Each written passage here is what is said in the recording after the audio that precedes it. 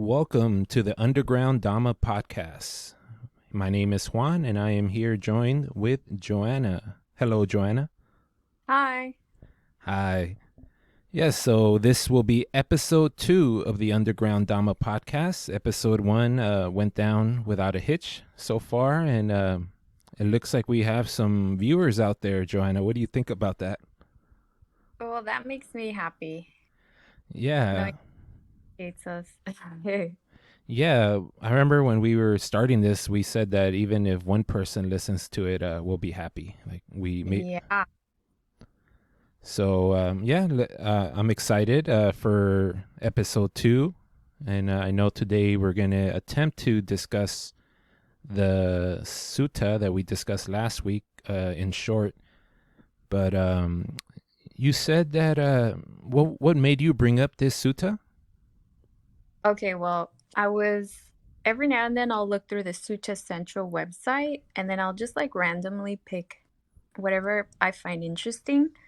And somehow I found myself looking at the Samaññaphala Sutta Mm-hmm.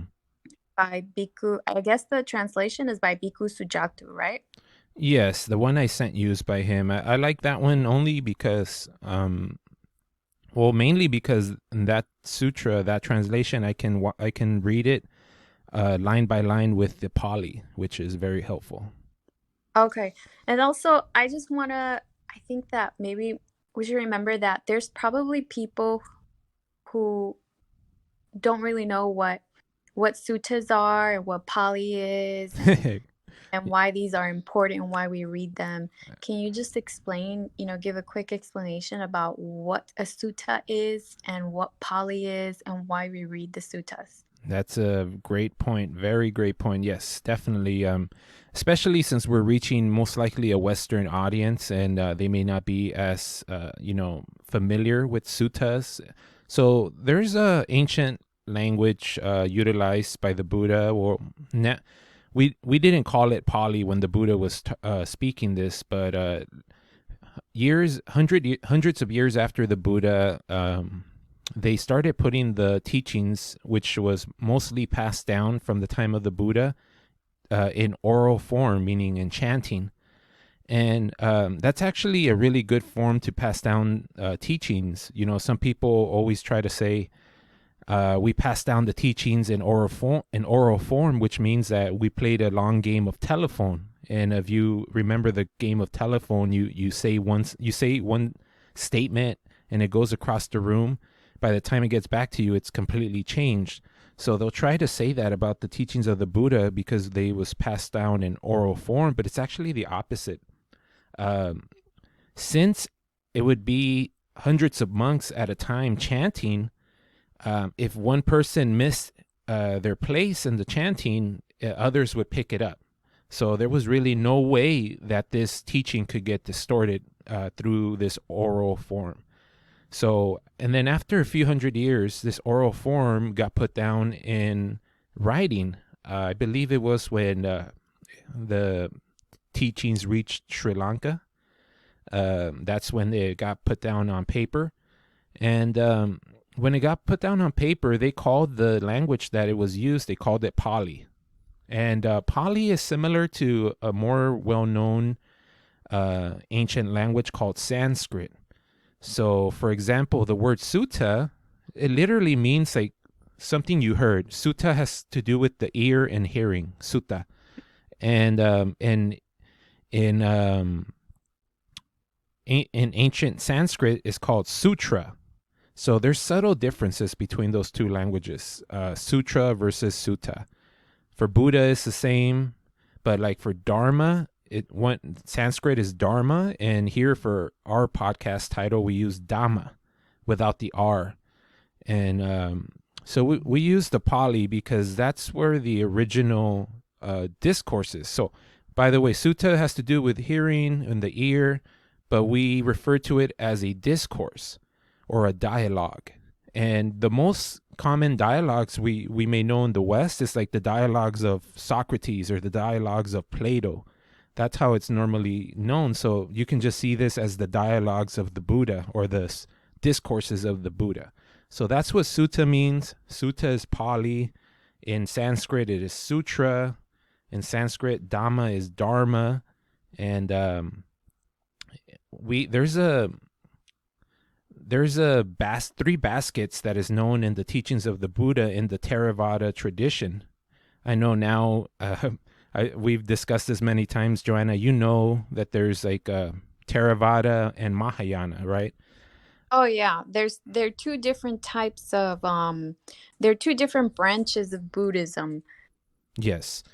And Theravada, it means Thera is elder, and Vada is like a way, the way of the elders. And the way of the elders is basically the disciples of the Buddha from the time of the Buddha, and they have not changed the practices and disciplines even from the time of the Buddha, even to now, 2,500 years later. The Mahayana, Maha means great or greater, Maha, and Yana means vehicle. So they branched off. They called themselves the greater vehicle because they thought that they could reach a greater audience and try to take them into nirvana. So, and the ideal of the Mahayana is to become Sambuddhas, the big Buddhas, we can call it. There's three types of Buddhas that we're aware of from the teachings of the Buddha. One is Sambuddha, harmoniously awakened. The other is Pacceka Buddha, which is like a solitary Buddha, or a Buddha that does not go out and teach others. And then there's the Arahant Buddha, and that's our goal, right, Joanna, to become Arahants? Yes. Yes, and since... Mm-hmm. Go ahead. Well, I was going to tell you why I was so excited to talk to you about this. Yes, go ahead. So I was really excited because I was reading through it, and then this whole sutta, which is like a story, it's basically a story about this king who actually was alive during the time of the Buddha's life. Yes. And this king actually had a very curious mind. He would try to talk to, he actually knew a lot of different people, men who claimed to be, great spiritual, knowers, wise, spiritual teachers. But he would ask them questions, and none of their answers seemed to satisfy his questions. And one of his main questions was, what is the benefit of becoming a monastic? A monastic is basically someone who decides to lead a life of spirituality and abandons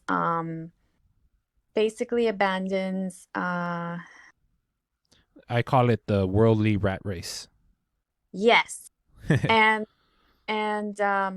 this king was, he wanted to know, so what is the benefit? What is the big deal about becoming a monastic? What are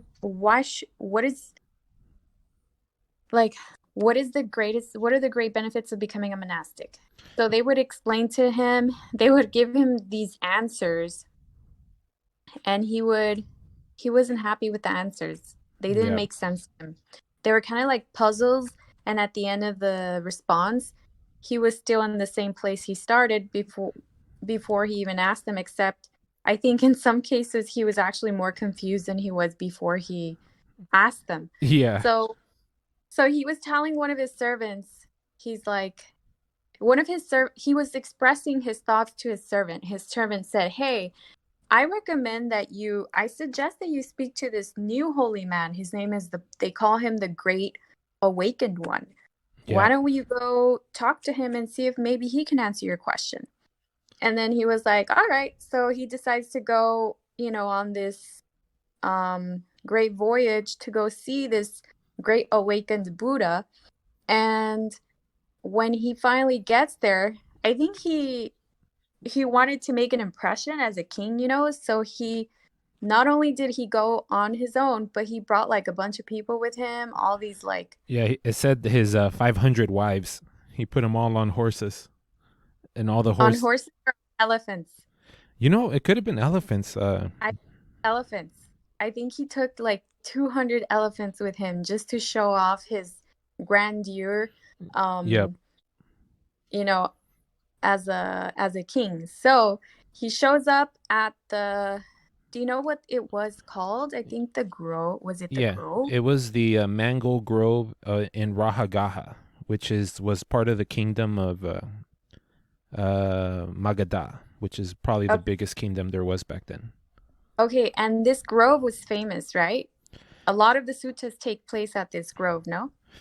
There's a lot of sutras that take place at this grove. This is the Mango Grove, but there's also the Jetavana's Anathapindika's grove, and there's like Ambapali's grove as well. She was a courtesan, and there's many people got converted and offered up their land to the Buddha and his monks. So yes, this is one of the famous groves.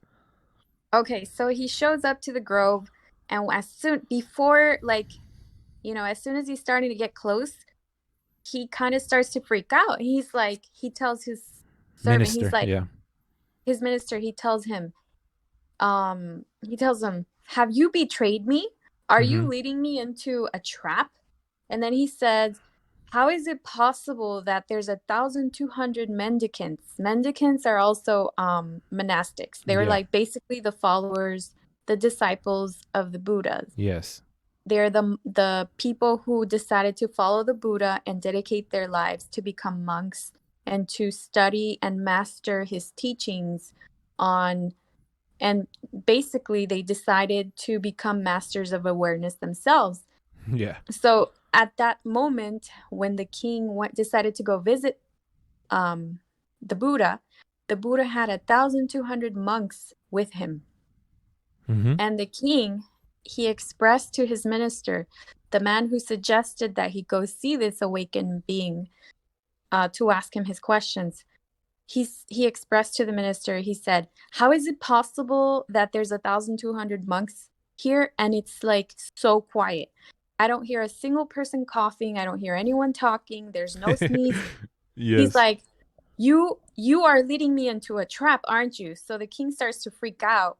And he's like, he starts accusing his minister of all these, all these things. And then the minister insists, no, sir, no. They're monks. Yeah, he says, go forward, great king, go forward. Those are the lamps shining in the pavilion. So he calms the king down and the king continues to go forward. And he finally sees, okay, these really are monks.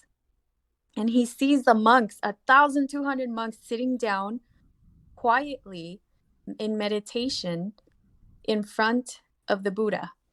Like literally, it's like the Buddha is sitting. It's like when you go to a concert and you see the performer in front, and then you see all these thousands of people sitting in front of the performer, right? Yeah. Like literally, there's all these followers just sitting there listening to the Buddha talk. And share his wisdom. So then the king shows up and he introduces himself to the Buddha, and he bows and he pays his respects. And then, the Buddha knows he wants something. He wants to know something. Yes. So basically he tells him, what are the benefits? He asks the Buddha his question that he wants to know. And he's asked, like, I think he asked 6 other holy men who were supposedly, awakened and, that they were very wise. After asking them, he finally asked the Buddha, and the Buddha answered his question. And basically, he described the different benefits. And when I read about these benefits of becoming a monastic, I was like, whoa. It's like if he was basically telling people that when you develop your mind and your awareness, you like gain these superpowers. It's kind of like if you train your mind well enough, you can develop these superpowers. And it was kind of like reading a Marvel comics. Marvel, one of those superhero comic books. But I wanted to hear your perspective, Juan. How is it how did you interpret these superpowers and what do you think about them? Can you explain what these superpowers are and what the Buddha said? Can you just give like a short summary? Yes. So I actually wanted to go step by step, because if we jump in right to the superpowers, then we're missing a lot as far as Yeah. what the Buddha was trying to say. Okay. So you're correct. You laid out the scene perfectly. That was beautiful. You were correct. There was actually elephants. So everyone got an elephant. They all went, and they went as far as the elephants would take them.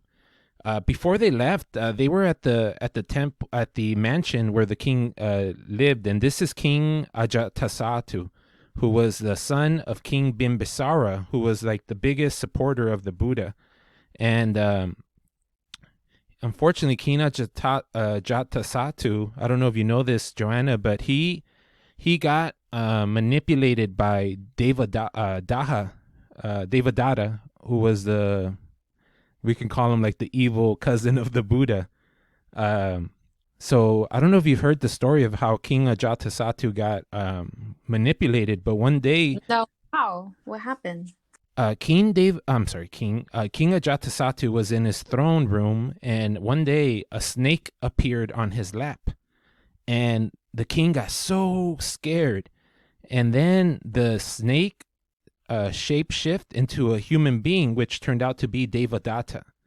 And the king saw these supernormal powers, and he was in awe, and he started worshiping Devadatta.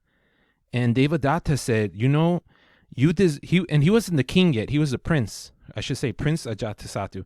And then he told the prince, he said, you should be the king. Why isn't that you're not the king? You should be the king. And I should be the leader of the monks, not the Buddha. So together, let's overthrow the king, and then we'll overthrow the Buddha. So unfortunately, because of this, remember we say that spiritual friends is the most important part of the holy life? Yeah. This is part of the reason, because having bad friends can lead you to hell. Because that's where King Ajatasattu is destined to go, unfortunately, because he ended up enslaving his father, putting him in prison, and then having him die. He didn't feed him. He just let him rot in jail until he died. And God,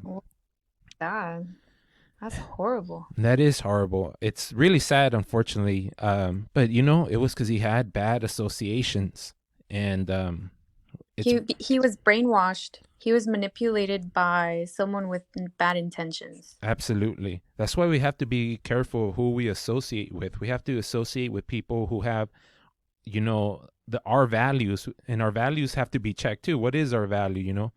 Do you value going out and going after pleasure, getting drunk, partying, or do you value, tranquility, wisdom, peace? Exactly.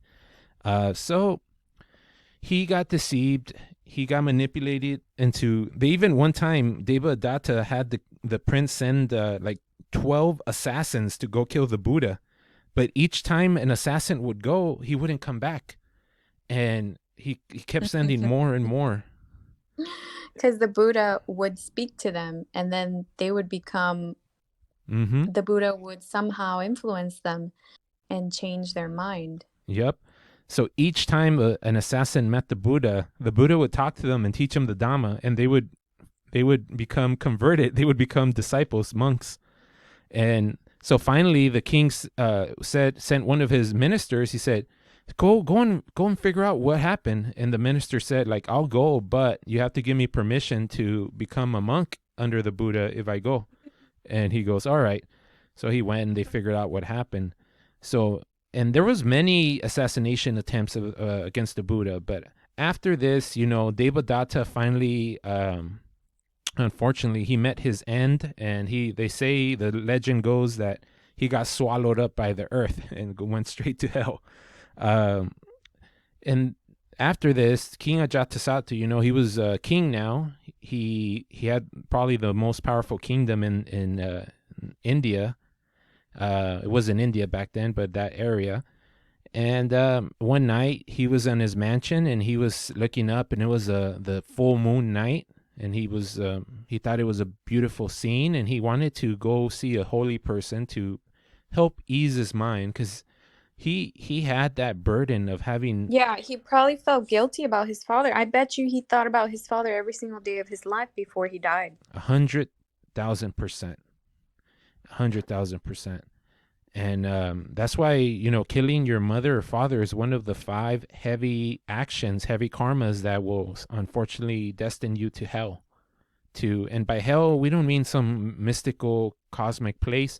It's literally just a place where you experience mostly suffering, mostly pain. Just like here in the human realm, we have a mixture of pain and pleasure, Some people, would you say, Juan, that some people describe this world as hell, the world that we're in right now? Yeah, definitely. I mean, some people will definitely describe it. There's Buddhists that will think that these different realms are not even different realms, just different states of mind. And so they'll say that you can be in the hell realm here in the human state based on your state of mind. So depending on how you interpret what you see and what you feel, you may be in hell here right now where you are in this world.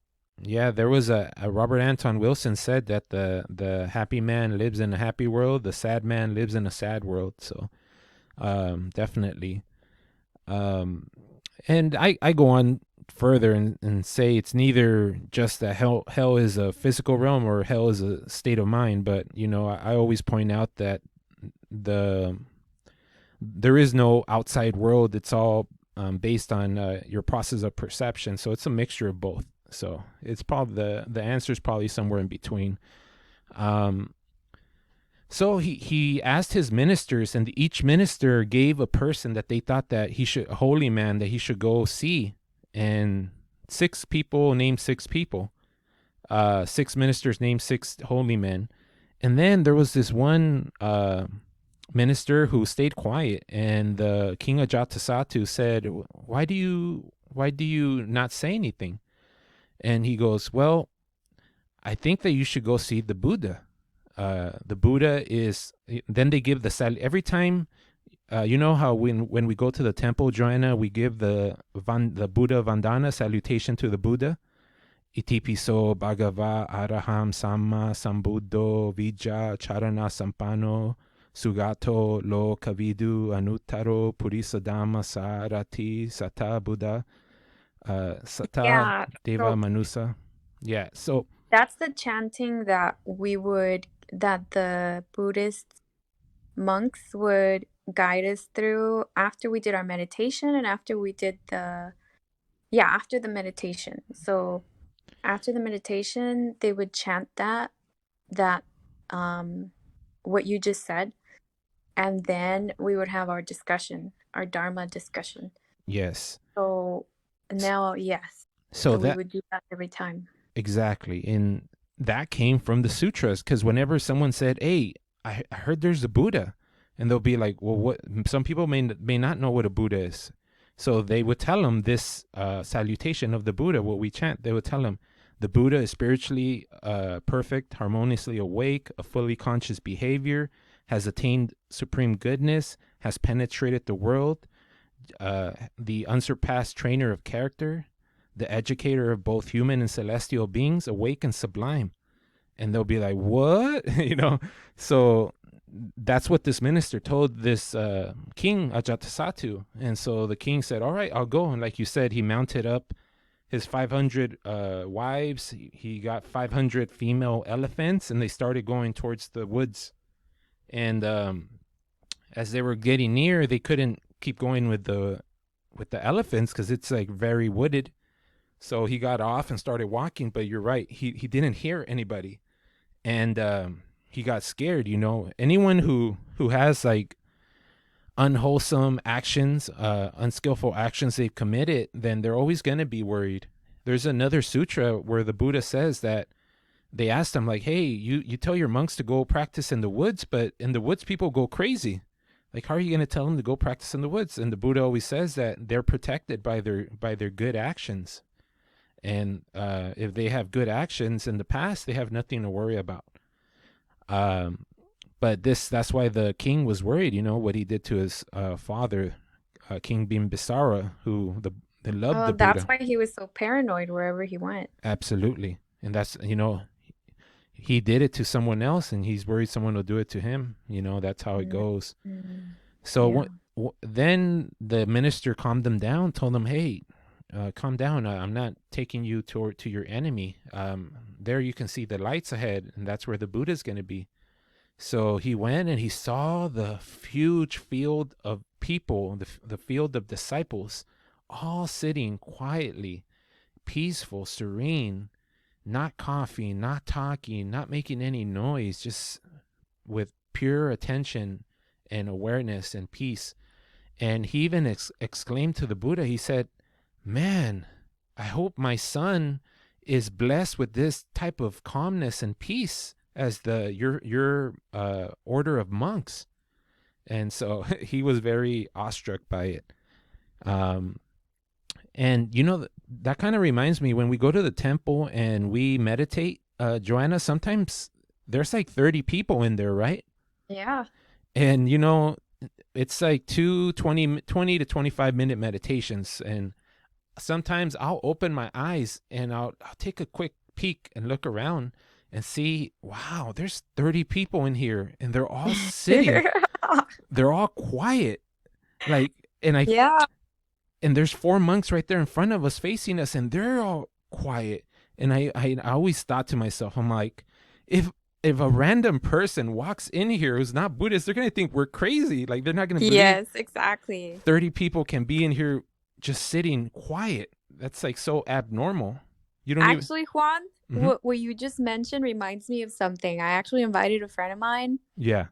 a friend of my sister's. Yeah. She had told me a few things about meditation, and she kind of like helped spark my interest in meditation as well. Yeah. And I found the temple and I invited her to the temple.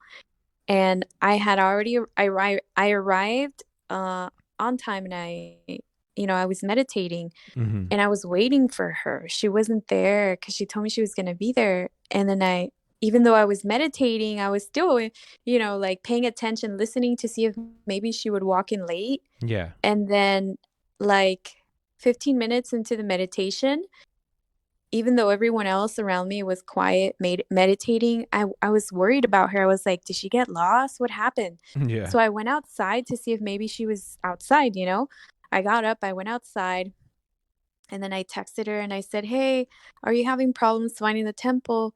Are you still coming? And she said, oh, I already came. And I saw you guys meditating, but I didn't want to interrupt you guys. And then I was like, what? And then she sent me a picture of the temple statue, telling me, look, I was there. Yeah. Here's a picture. But then later I realized that I think she was intimidated. Most likely. She was Yes. And I was like, why was she scared, But then I realized it is kind of like a super normal sight. Yep. Like, it is very abnormal to see something like this Yeah. because I have never seen it in my life. Nope. And I think she had never seen it. But for some reason, like, I was really open-minded to it because I wanted to see how it would help me. Mm-hmm. And I tried it and it did. So it took me a while to really understand that was why she left. She never came because she was probably scared. Mm-hmm. Yeah, that makes a lot of sense. Kind of like the king. Yeah. She thought you were taking her to get jumped or something. No, she knew it was peaceful, but Yeah. for some reason she was just intimidated by it. No, I completely understand. I mean, when I first heard about the temple, I went the first time and I was intimidated too, and I left. I didn't stay. It was only after the second time I went, like a year later, where I saw Bhante Sanata Vihari. Before he was a monk, he was just a layperson. I saw him sitting outside, and he had a friendly face, so started talking to him, and he had just come from a Zen retreat up in the LA mountains, and I was coming from a Zen, understanding of Buddhism before I came to this Theravada temple. So It was a match made in heaven. So he made me comfortable, and then I was finally able to go in and sit with everybody. Oh, that's what it was. We had friends that helped us feel comfortable there.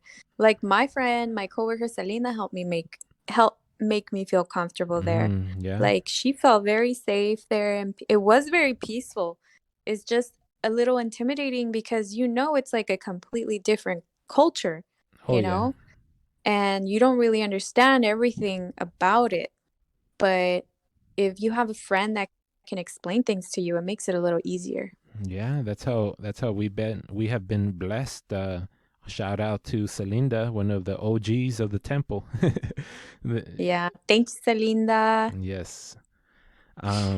So after this, the King Ajatasattu asked the Buddha that he had a question.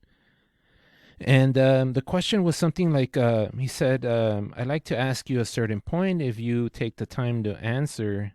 And the Buddha said, go ahead and ask. And he said, there are many types of professions. These include like elephant riders, charioteers, archers, food servers, warrior chiefs, great heroes, people, he named all these different fields of work. And he said, all of these people, they live off their profession, and they get something out of their profession. There's fruits to their profession. They might make money to take care of their family and to enjoy themselves. So he wanted to ask, what is the fruit of being a spiritual ascetic person, someone who has given up the worldly rat race? What do you get out of it? What fruit do you get? And the Buddha said, well, I can answer that, but first I want to ask you, have you asked anyone else?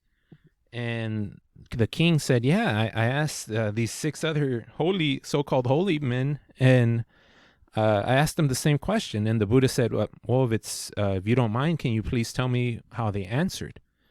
So, and these 6 spiritual leaders, they were famous through the time of the Buddha. And most likely they were not happy with the Buddha, because they were, teaching their teachings and having disciples and having the lay people, the normal people, feed them and give them stuff to live, clothes, medicine, roofs. And then here comes the Buddha, someone teaching the real deal Dhamma, and now they're losing supporters. So they weren't really happy with the Buddha. But so the king goes on to say how he met each person. And I have a quick, I'll do a quick rundown of these 6 people. So one of them was Piranha Kasapa. And Piranha Kasapa, he belonged to a school that didn't believe in karma. And he thought that there is no such thing as karma. Yes, karma. So remember, karma is Sanskrit, karma is Pali. So without the R, it means Pali, karma. And again, also, karma is like basically the fruits of your actions and your intentions. Actually, that is what the normal understanding here in the West is, karma. We say karma's going to get you. But actually, karma is just the action that takes place. The results of the karma is called vipaka. Oh. So it always goes karma and vipaka. So, if we want to look at it from a scientific point of view, we have the organism, right? And the organism has six senses, 5 main senses that get stimulated: the eyes, the ears, the nose, the tongue, and the body. So when the environment in the form of energy stimulates these sense receptors, that sends a electrical chemical signal up the spine to the brain. And at the brain, there is a perception of what was perceived, a perception of what was a sense, right? And then once the perception takes place, there's an image and a name given to what was perceived. And then we use all 6 senses to all the information from the six senses to give a cognitive interpretation of what we perceived. And then when we give that cognitive interpretation, we'll go ahead and get a feeling based on our interpretation, a pleasant, painful, or neutral feeling. And then based on that pleasant, painful, or neutral feeling, we'll have an emotion that reacts to that pleasant, painful, or neutral feeling. If it's a pleasant feeling, there'll be an emotional urge to obtain that more of that pleasant feeling and make it permanent. And then if there is a painful feeling, there'll be an emotional urge of hatred, hating that painful feeling, trying to get away from it. And then if there's a neutral feeling, we just have an emotional urge that if something is there, existing, it's just there. And once there's this emotion, then we personalize. This is, I want that pleasant feeling, or I hate that painful feeling, or I'm existing with this neutral feeling. That's the personalizing of that emotion. And then when we personalize, there's an existence, and there's birth, aging, sickness, and death. But what the part that we're missing, how karma is involved in this, is that when there is the emotion, remember, emotion, that means it moves you. We're constantly being moved by our emotions because that's what the organism is programmed to do by evolution. That's why it programs certain things as pleasant, like food, sex, status, and fame. All these things that we see as pleasant is because that's what's going to help the organism survive and procreate. So obviously evolution made it so that the pleasant things are things that are going to help you survive and procreate. So it's all this being stimulated and having an interpretation of a pleasant feeling is going to make you move. And so once that interpretation takes place and that emotion comes about, then the next step is the karma. It moves you, so you move, you act. So that's how karma comes in this sequential process of the organism being stimulated. But then, let's say it's opposite. Let's say it's hatred. Your boss yells at you and says you're a bad employee. And that interpretation, my boss is yelling at me, saying I'm a bad employee and I'm stupid. That interpretation makes you feel a painful feeling, which makes you feel hatred, which, let's say the action you take based on that emotional reaction is you punch your boss. What is the result from that action? That the result is vipaka, what you said earlier? Vipaka. And the emotion, which is what happened in the before the action, was the emotion. So the emotion is the karma. Yes, that's why the Buddha always said the karma is the cetana is the real karma. Cetana is the mood in motion, which means an emotion. And so in the vipaka, the result of you taking that action is you're probably going to get fired. Or if let's say you see something, during these riots that took place last year, someone wants an iPad or an iWatch or whatever it is, they're gonna have this interpretation of something pleasant, and they're gonna take based on that emotional urge to obtain that pleasant object. They're gonna go and steal. But let's say they get caught. Now the vipaka, the results of that action is they're gonna go to jail. So this is how karma and vipaka, the action and the results takes place. And that's how it's linked with this process of an organism in an environment and an organism being stimulated by the environment. Okay. Yes. So this guy, Piranha Kasapa, the first of the 6 holy men, supposed holy men, doesn't believe in action. He, for example, he believed that murder and theft has no evil action done, and there is no merit to doing anything good. So he basically believed in non-action. There's no good, no bad. So he didn't worry. So the king went to ask him, what are the fruits of the spiritual life? And then this guy said, I don't believe in action. So he didn't even answer his question. Exactly. So the king was like, he told the Buddha that, let me see if I can find the exact quote. I think he said, I did not express agreement, and I did not express disagreement. Yeah, he just got up and left. Yeah. Yep. I think he thanked him, and then he got up, and he did not show displeasure, and he did not show pleasure. Yep.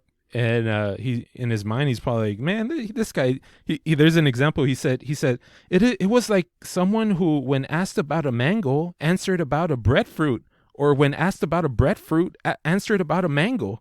Like he didn't even address the question. Yes, exactly. So then he goes to another guy, and the next guy, what does the next guy say? So the next guy, his name was Makali Gosala, Makali Gosala.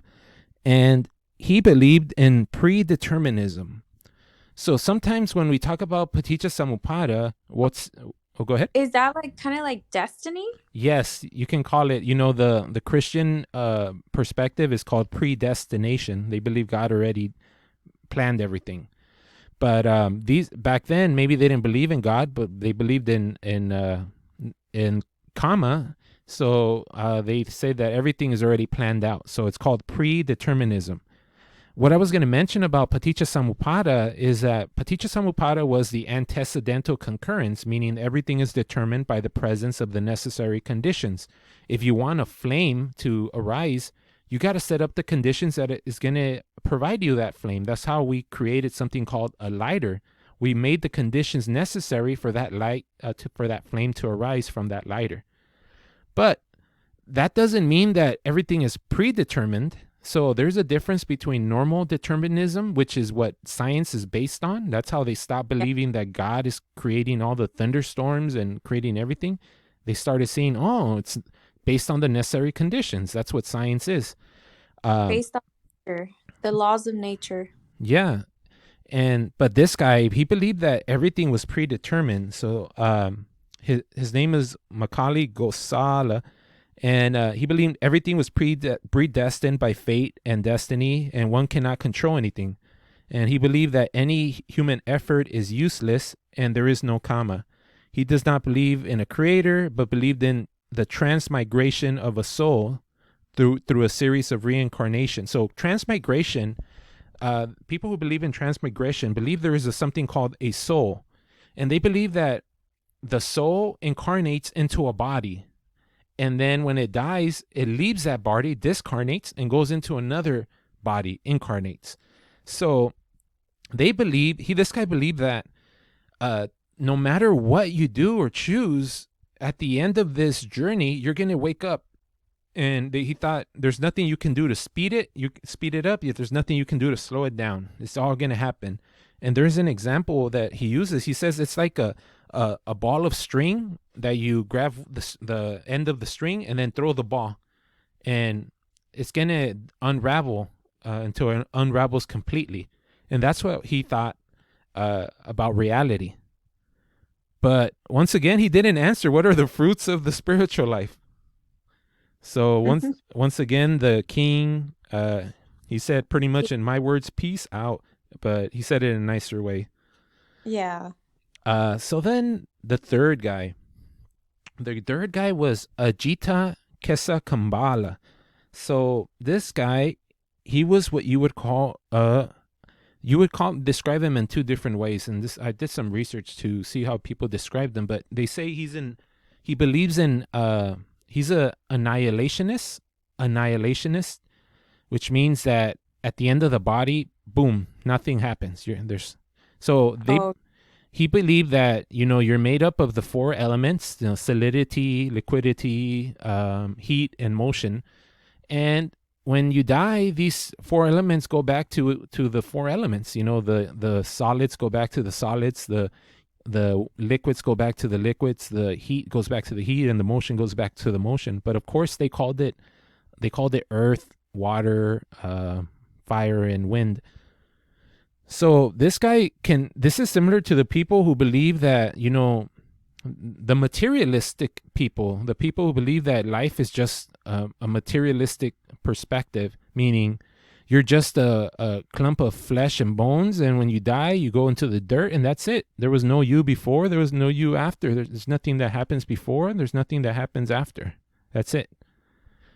So let me see if there's any examples for this guy. Let's see. He says there's no soul, no transmigration, there is no karma. Upon death, the body breaks up into the elements. The earth part reverts to earth, the water part reverts to water, the fire part reverts to fire, and the air reverts to air, and annihilation of that person. So that's what he thought. It goes, and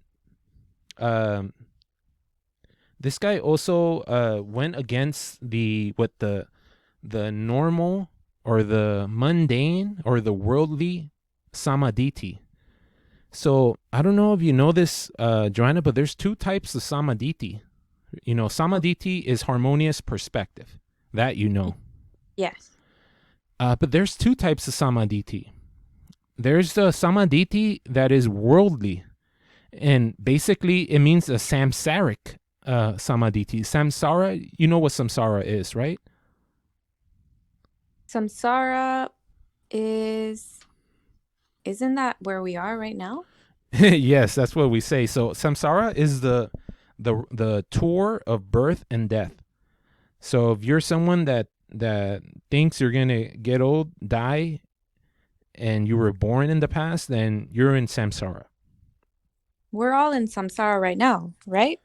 If we think that we exist, then absolutely. But just how the Buddha was walking around on this earth, he wasn't in samsara because he didn't. He was not. He was not. No, and he was because he broke through the delusion of existence. He woke up from the dream of existence. So samsara is not a physical realm. It's not a physical realm. It's a state of mind. Okay, so initially when he was born into this world, he was in samsara. Absolutely. Because of his state of mind. But as he grew older and as he developed as he went into the path, he chose his path to become a monastic, and he followed teachers, and he pretty much followed different teachers, learned what he could from this person, and he took what was good and he left behind what did not serve him. And then he developed his mind, continued to cultivate it, went to the extreme ends of the spectrum between asceticism and pleasure. Between what do you call it when they believe in mortification? Self-mortification. Because back then there were holy men who believed that if you underwent self-mortification, it would help and awaken you. Yeah, especially one group, which was the Jains. The Jains, and that's one of the teachers. I think that's the fifth teacher that King Ajatasattu talks to. But yeah, so the Buddha, he was born as a prince. They try to keep him away from anything that was unpleasant and painful. They didn't tell him about old age, sickness, and death. They kept all old, sick, and dead people away from him until one day he like any teenager or any early adult, he snuck out of the house and went out into the town, the city, and he saw reality. Yeah, he saw an old person, he saw a sick person, he saw a dead person, a dead body, and then he saw a monastic, or someone who has left the worldly life to seek a supernormal reality. And so he went and he learned, he studied meditation and yoga from two teachers. First from this guy named Alara Kalama. He taught him how to go through the jhanas and up to like the seventh level of meditation.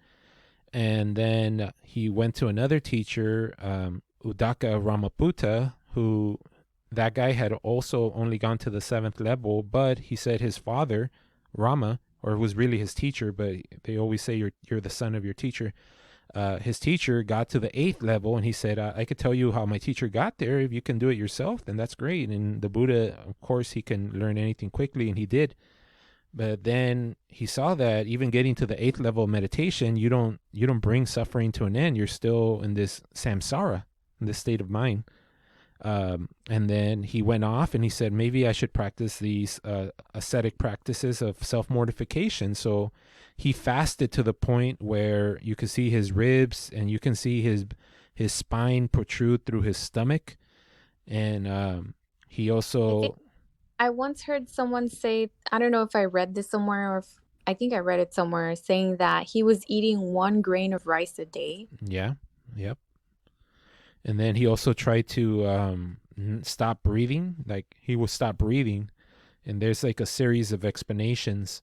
There's a sutra called the Sutra of the Noble Search, but that's like using normal translations. The best translation would be the supernormal search instead of noble. And he talks about how he realized that what everybody's searching for is all normal and it leads to birth, aging, sickness, and death. So he needed to look for something supernormal. And so he gives his account of his whole life. So that I think that is Sutra number 26 of the Majjhima Nikaya. I don't know the Pali name to it, but it's called you can look up the Noble Search Sutta and you'll find the story of the Buddha where he describes all these daunting self-mortification practices. And, he went to the extreme, farther than anyone else could go in these self-mortification practices to see if it was possible to wake up this way. But no, he didn't find anything. Until... And then I think one day he was like starving and he sat under a mango tree, right? Was it a mango tree? Yeah, so he was like... He knew he was gonna die. He knew his body was preparing to die and he was literally starving. So he sat under a mango, it was a mango tree. He passed out and it was some sort of tree, but I don't remember what type of tree. I don't remember either. And then this girl who was a mother. A mother? There's many stories. I heard it was a girl and she worshipped the tree spirit, and because back then, even now, they think that they're spirits or these type of divine beings that live in the trees. And so this girl worshipped the tree, and I think she wanted to be pregnant or something, and she finally got pregnant. And so she was giving offerings to the tree and thanks. And she saw the Buddha sitting under the tree and that he looked so godly that she thought it was the tree spirit, the tree celestial being.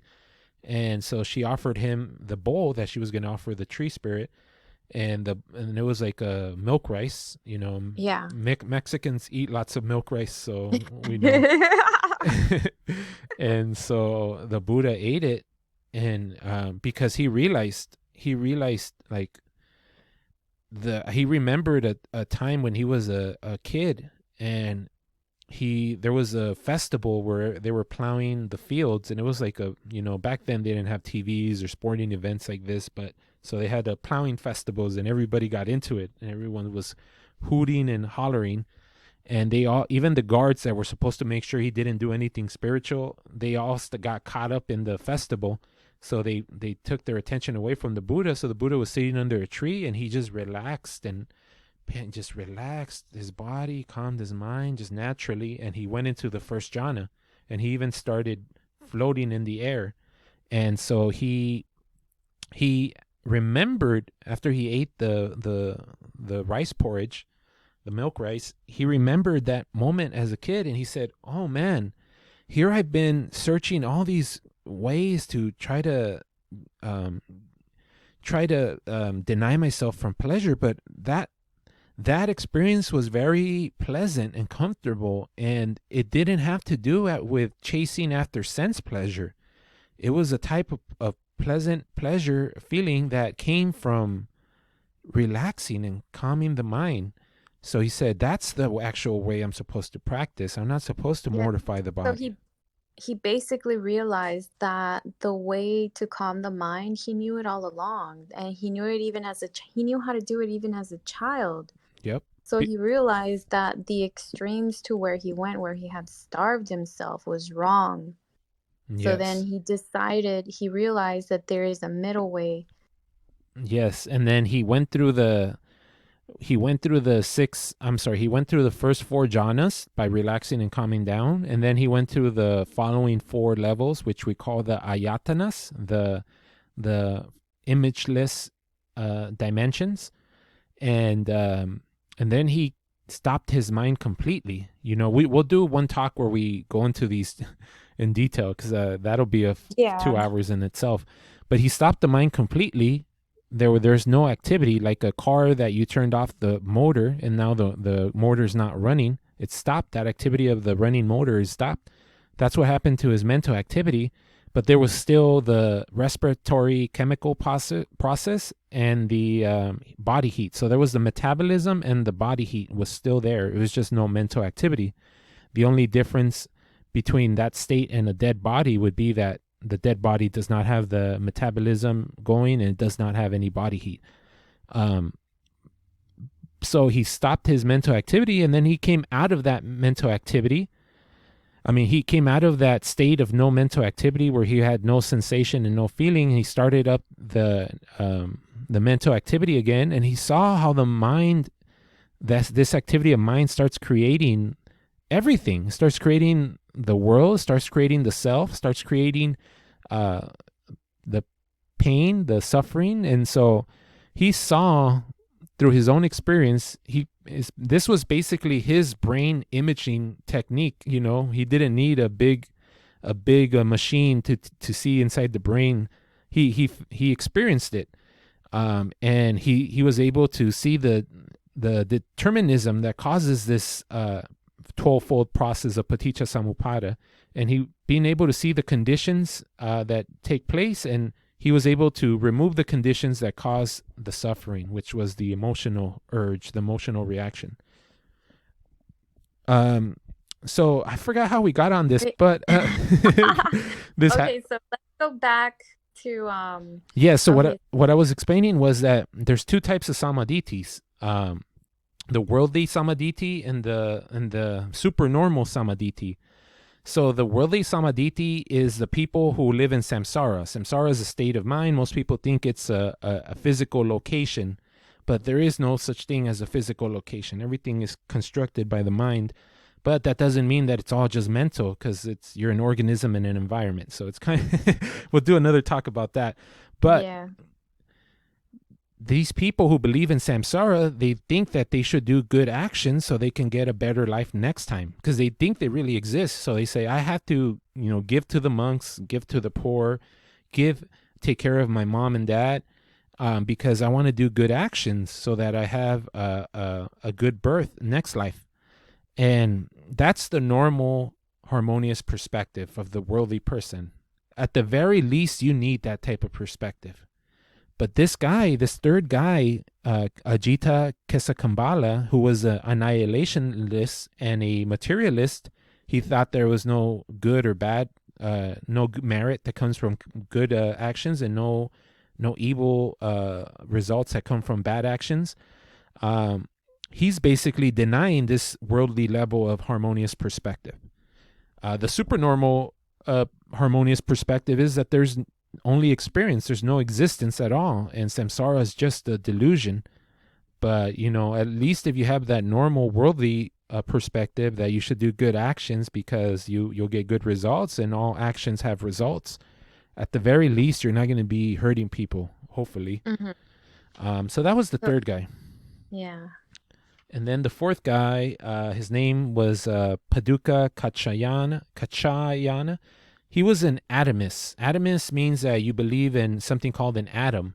So an atom is something, a physical material thing that can no longer be cut any smaller. And that's what, the Greeks believed in atoms. And they thought that the world was made of atoms. And until the last few hundred years, we also believed that.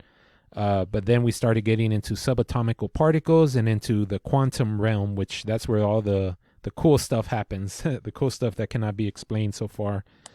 But this guy believed that the world was made up of 7 things. Let me see if I can find them.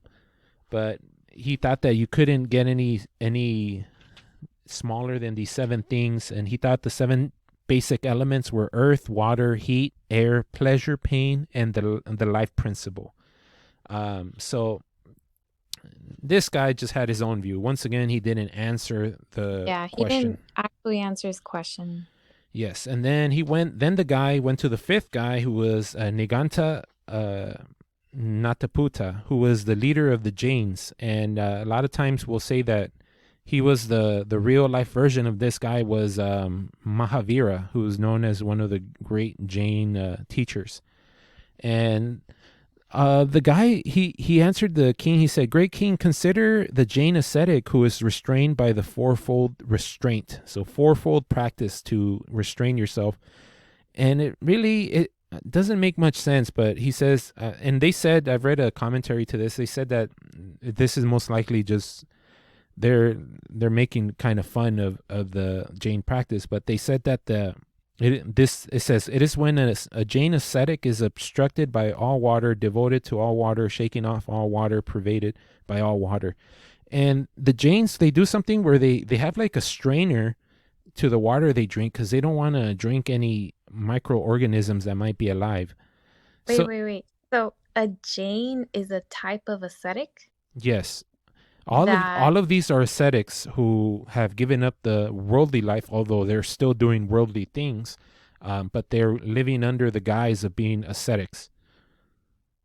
Okay, I had just never heard of a Jain ascetic. Yeah, so you'll see Jains now. Even that's like Jainism and Buddhism are one of the religions that are still here now.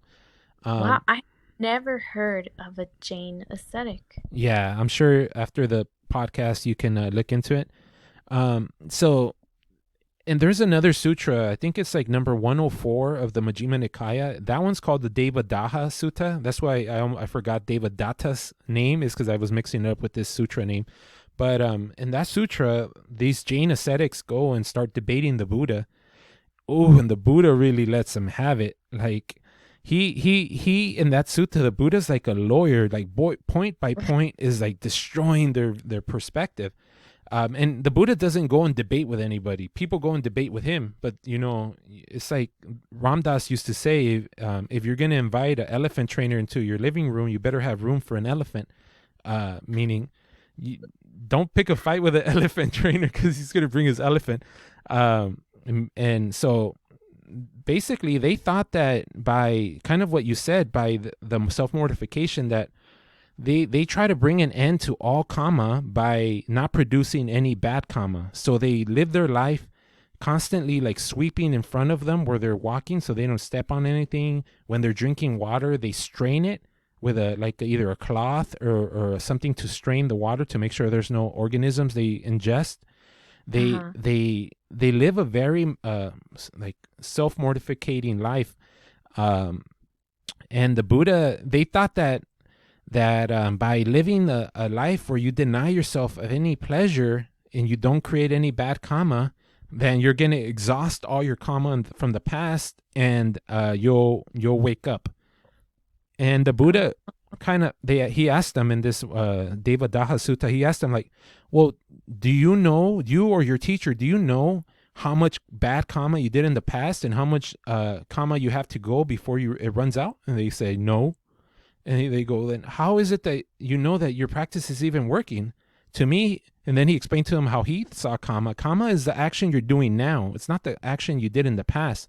So you're suffering now, not because of actions in the past. You're suffering now because of the action you're doing right now, immediately. So that's saying that your practice is the wrong practice because you're causing yourself suffering immediately now based on your action. And it's your skewed view of action, karma, that has you suffering. So, and then he goes into extreme detail, like someone who's painting the fence and goes over it with the brush with 1 coat, 2 coats, 3 coats, 4 coats to make sure he absolutely covers it. That's how the Buddha goes in this sutta. So we'll pin that for another episode, the Devadaha Sutta. And then there's the last guy. His name is Sanjaya Tiputa, who was a agnostic skeptic. So this guy is probably the most annoying out of all six, because he's everyone, they used to call these type of people from this school, they used to call them eel wrigglers, because they were slippery like an eel. So they would say stuff like, if you ask me about this, I'm not going to say that it is, and I'm not going to say that it isn't, because if I thought that it is, I would say that it is, and if I thought that it isn't, I would say that it isn't. But I don't say that it is, and I don't say that it isn't. And for any question you ask them, like there's like 20 questions in the sutra where they would ask these people and they wouldn't answer. It's like if they're playing a word game with you where they don't actually give you any meaningful insights whatsoever. They're just playing, like they're just pretending. Absolutely. Exactly. All right. So after he explains, these are the six people and none of them satisfied me. Can you please, Buddha, tell me what are the fruits of a spiritual life, of a life of a spiritual ascetic, a real ascetic? And so the Buddha starts, he goes on like step by step, going through all the fruits. So the first fruit is very obvious. So first he says, "King, let me ask you a question." And the king goes, "Okay." The king goes, "Okay, go ahead." And the Buddha says, "Let's say you had a slave, king, and that slave saw you and how you live. He saw that you do whatever you want. You have all the pleasures of the world to the point where you live like a god. Let's say this slave saw you and how you live, and he thinks this king must have did good actions in the past to receive this good experience now. Why don't I myself as a slave take the time to do good actions now? Why don't I become a monk?" And so let's say this slave goes and becomes a monk under the Buddha, and he gives up the worldly life. He takes up the spiritual life, where he corrects his behavior. He purifies his mind. He corrects his thinking. If you saw this slave who is now a monk, king, are you going to tell that slave to get back to work, to come back and be a slave? And the king goes, "No, on the contrary, I'm actually going to pay homage to him. I'm going to bow to him. I'm going to offer him robes, food, medicine, and shelter. And I'm going to make sure that this guy is well protected." And so he goes, that's the first fruit of the spiritual life, because here is a slave who gave up and became a spiritual ascetic, and even you will bow to him now. So the reverence and honor and respect that monks are shown by people is the first fruit of the ascetic life, which is obvious, isn't it? Yeah. Yeah, like you just by being a monk, people will respect you and they will admire you. Yeah, like look at the Bhantes from the temple. Like we a lot of the lay people, we all bow to the floor to them, and it's like it's not some demand that no one's ever asked me to bow to them. No, this is it's a like sacred ritual that has been passed down through thousands of years, because people know that to do harm or to have any negative intentions towards the monks is like asking for trouble. Not in the sense that the monks would do anything to you, but the monks literally have they are protected by higher entities. Yes, definitely there's celestial beings that guard the monks, but even the celestial beings that guard the monks, it's the same reason that why we bow. The celestial beings respect and guard the monks because they value Dhamma, and the monks. And also, Juan, like there's been many times where I would listen to the stories, and there would be stories where celestial beings would come to visit the Buddha just to ask him questions. Yeah, that's why he's the educator of both human and celestial beings. Yeah, they would say that the celestial beings, their light would light up the whole Jetavana grove, like if it was daytime, even when it was night. And the celestial being is pretty much like an angel. Yeah, you can think of it as an angel. For people who have a bad feeling from angels, then you can call it an alien. So it's an angel, an alien, a habitant of heaven. Any of these will work, and they go and talk to the Buddha, or they'll even talk to the monks sometimes, according to the sutras, because they value Dhamma. If you value Dhamma, you're going to value the person who upholds the Dhamma. So just like if you value basketball, you're going to look at Michael Jordan and honor him. You're going to have posters of him. Kobe Bryant. Kobe Bryant, R.I.P. Kobe Bryant. I love Kobe. He was the first guy that I saw in like deep meditation through his basketball skill. In the West, we don't value meditation usually. So, Flow. What was that? In the flow state. Yep, in the flow state where you're not overwhelmed by emotions, but you actually stay calm in the stressful situations. That's the type of yoga of the West, which is sports. But yeah, so if you value basketball, you're gonna adore Kobe. This. Remember when he passed away? They had like 7 days, almost a week of like celebrating his life. That's because they value him, and that's how the monks are valued and respected. And he inspired people. He gave people hope. Yeah, and that's just how someone who becomes a monk under the disciple of the Buddha. People who value the Dhamma will value the monks and worship the monks and show them respect and bow down. So when I bowed down the first time, it was not because I was scared. It was not because I was told. It's because I absolutely value the Dhamma. I have extreme admiration for the Dhamma. And the Dhamma is the only reason I can see the Dhamma now is because of these monks. They've upheld the teachings of the Buddha for 2,500 years. And then especially the Theravada tradition, they're practicing the exact teachings and discipline that the Buddha prescribed. They didn't change anything. So no, that's the first fruit of the ascetic life, of the spiritual life.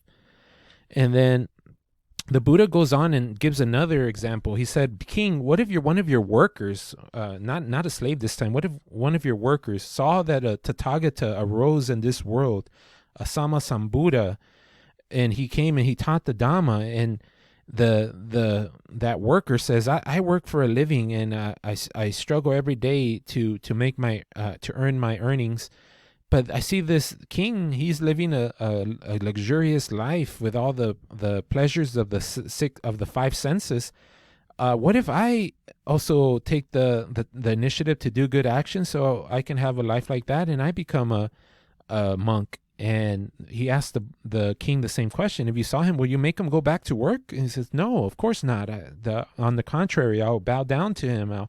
I'll supply him with the food, with the clothes, with the medicines, with the lodgings and roof, and I'll make sure that he's protected. So that's another example of a fruit of the spiritual life. And then he goes into what is called the 3 sections of morality, of virtue, of integrity. And so in order to go to this next fruit of the spiritual life, he has to go through these 3 sections of moral behavior. And remember, moral behavior in Buddhism is not because God said so. It's not because the Buddha said so. It is because you understand what is good. You understand that emotions is the cause of all suffering, and therefore your goal is not to gratify the emotions. It's to live a peaceful, tranquil, harmonious life. When that is your goal, your behavior gets transformed. Now your speech, your thoughts, your actions are all going to be harmonious and good. So true virtue is not virtue when you do it because of consequences. You do it because it is what you know it is good and because you want to.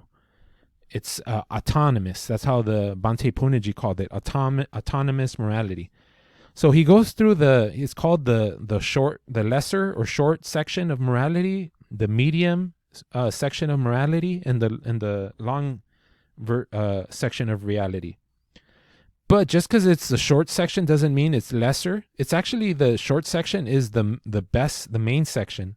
And then the medium section goes on to elaborate more on the short section, and then the long section goes on to elaborate even more on the short section. So the short section is actually the important one, and I'm going to go over it. Feel free, Joanna, to cut me off at any point if you have a question, but I'm just going to go through them because it's a lot, but I'll go quick. Okay. So right. The short section of morality goes as this. Number 1, not taking life. Number 2, not taking what has not been given. So mean no stealing or robbing. Number 3, unchastity, meaning no sexual misconduct. Number 4, for a monk, it's actually no sexual behavior at all. Number 4, no lying. Number 5, no slanderous speech. Number 6, no harsh speech. Number 7, no frivolous or gossip speech. Number 8, not causing injury to seeds or plants. Number 9, not eating more than once after midday. Number 10, not watching shows, fairs, dancing, singing, and music. Number 11, no ornaments, garlands, scents, or unguents. Number 12, no use of large and lofty beds. Number 13, no accepting gold and silver. Number 14, no accepting uncooked grains, meaning no hoarding. Number 15, no accepting raw meat. Number 16, no accepting women or girls. Number 17, no accepting slave men or slave women. Number 18, no accepting sheep or goats. Number 19, no. Juan, are you reading this or are you reciting it by memory? No, I'm not that good. I'm reading this. Okay, I'm just curious. I would be like Rain Man if I can remember this. But where was I? So no slaves or no sheep or goat. Yeah. So number 19, no fowls or swine. Fowls is like birds. No birds or pigs. Number 20, no accepting elephants, cattle, horses, or mares. I think it's female horses, if I'm not mistaken. Number 21, no accepting cultivated fields or sites, so no land. Number 22, no acting as a go-between or as a messenger, so don't be someone's messenger. Number 23, no buying and selling. Number 24, no cheating with scales, bronzes, or measures, so no defrauding people. Number 25, no bribery, cheating, or fraud. Number 26, no maiming, murdering, putting in bonds, highway robbery, banditry, or violence. So that's the short section of morality. And then he goes to the middle section of morality. And number 1, no injuring to seedlings and plants. Number 2, no use of things that are stored up, like food, drink, clothes, and provisions. And by the way, go ahead. So wait, this middle part is basically like more the regulations that the monks actually use. Exactly. Because the monks, they have like hundreds and hundreds of rules that they have to follow. Yeah, I think they have to morality. Exactly. I think they have thousands of minor rules and 228 main rules. And for the Bikunis, it's even more than 228. I think they might have in the thousands. What? Yeah, it's a lot tougher to be a Bikuni. So that's why I respect Bikunis. Nah, I know that. Yeah. Oh, can you explain what a Bikuni is? Yes. So a Bhikkhu is a male monk who's gone under the Bikuni. I mean, Bhikkhu or Bikuni literally means like a mendicant or like a beggar. But we just see it as a disciple of the Buddha who has become a monastic and has taken up the homeless life. So that's a bhikkhu. And then a female monk or monastic, female nun, is called a bhikkhuni. So a bhikkhuni has a lot more rules than a male monk. So it's a lot harder. And I respect it. Every bhikkhuni I've met has been a super normal person. Like, that's why I tell Joanna and I tell our friend Diana, shout out to Diana, we need more bhikkhunis, hint, hint. That's what I always say. But no pressure. Well, probably because women, as a woman, you have the ability to reproduce.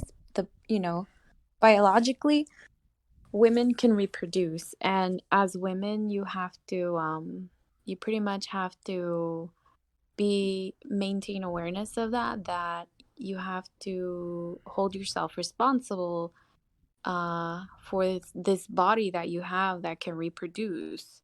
Yes, and it's That has a lot to do with it. absolutely. And then who knows? There's probably even goes deeper than that. Maybe one day we'll get a guest, Bikuni, to come along to the show. Okay. So the next, okay. Sorry. Yeah, I was going to say, what was the next one? So the next one, so this middle section, for each one, it has like 20 examples for each one, but it would probably be like 4 hours if we went through each one. But so number 3, no visiting shows, and there's 16 kinds that are specified. Number 4, no games or recreation. There's 18 kinds that are specified. Number 5, no high or large couches, and there's 20 kinds that are specified. Number 6, no adorning or beautifying the person. Number 7, no low forms of discourse, like stories and gossip, and there's like a bunch of examples. Number 8, no argumentative discussions. People who say, there's examples like, oh, when you described the Dhamma, you left out this, or you didn't say it in the proper order, or you're wrong and I refuted you. No, the Dhamma is not taught to debate and fight with people. Number 9, no acting as a go-between messenger. And number 10, no religious commercialism. So no doing religious acts to get material things. And then it goes to the greater section of moralities, and this focuses on like the wrong types of livelihood for a monastic or a spiritual ascetic. Number 1, no low arts such as palmistry, so no like reading palms and doing all this psychic stuff. Number 2, no knowledge of signs of good and bad qualities and things denoting the health or luck of their owner. So no like telling people like stuff about their health. Like if you have certain powers to can see that, don't use it, because the Buddha at one time made an example that having these supernormal powers and then showing them off in front of the lay people is like a woman walking around naked. It's like it's like wrong. asking for trouble. Asking for trouble, and it's like kind of like selling your body. That's what if a monk is going around showing off their psychic attainments and powers. He once scolded a monk who, there was this guy who put a bowl on top of a building. He said, if anyone can go up there with magical or not magic, because it's within that in the realm of nature. It's just sometimes we can't understand it, so it's not magic. So anyone with psychic powers that can grab that bowl, they can have it. It's like a beautiful golden bowl, and this monk did it, and the Buddha yelled at him, and he came back. He like, you foolish monk, why are you doing that? It's someone who goes off and shows off their psychic powers is like a woman walking around naked. It's abhorrent. So that's that was number 2. Well, that was part number 2. Then Wow, actually yelled at people. I say yell. He probably.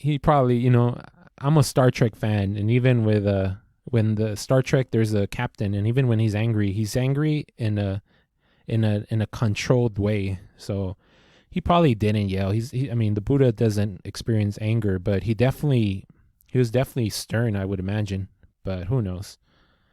Number 3, no soothsaying, so no prophesizing. Number 4, no foretelling of eclipses. And remember, there's many examples, not just eclipses, but like many things for each one. So if anyone wants to see in detail what he's talking about when he says these, go and read number 2 of the Long Discourses of the Buddha. It's called the Samaññaphala Sutta. Samaññaphala Sutta. Number 5, no foretelling of rainfall or weather. Number 6, no using charms and incantations to cast spells. Number 7, no use of medicine and drugs. I'm trying to remember what he meant by this one, but So a lot of these so-called spiritual leaders, they were all using, doing these things and calling themselves spiritual, but they're just doing all these casting spells, marrying people. That seems a lot like going and reading palms and interpreting dreams and like all these things that are it's not really important. It's not what the true spiritual person does.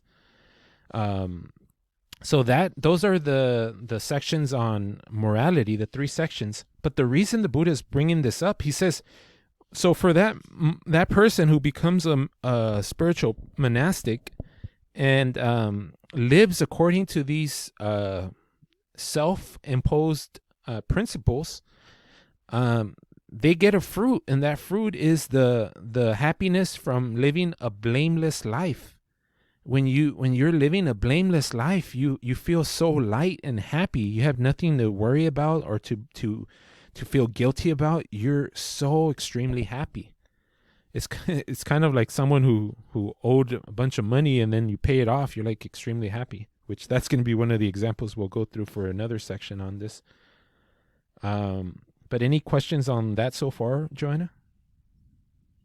No, but I feel like the Buddha created all these rules because I guess he started observing the behaviors of the monks, and he saw that some of the monks, they were developing their minds so well that they were also becoming aware of these abilities that they had, and they were he noticed that they started to use these special abilities that they gained from their spiritual practice for selfish reasons, which really was distracting them from the path. And it was actually, they were not leading by example. It was actually working against the teachings of the Buddha. And that's why he created these rules to help the monks stay focused on their goal, which was to reach awakening. Sadhu, sadhu, sadhu. That's extremely well said. I 100% agree. And I just want to read this line that the Buddha said. He said, "A mendicant thus accomplished in ethics sees no danger in any quarter in regards to their ethical restraint." And he says, just as a king who has defeated his enemies, he sees no danger from his foes in any quarter. In that same way, a mendicant, monastic, thus accomplished in ethics, sees no danger in any quarter in regards to their ethical restraint. So you gain this extreme happiness and freedom when you live like this.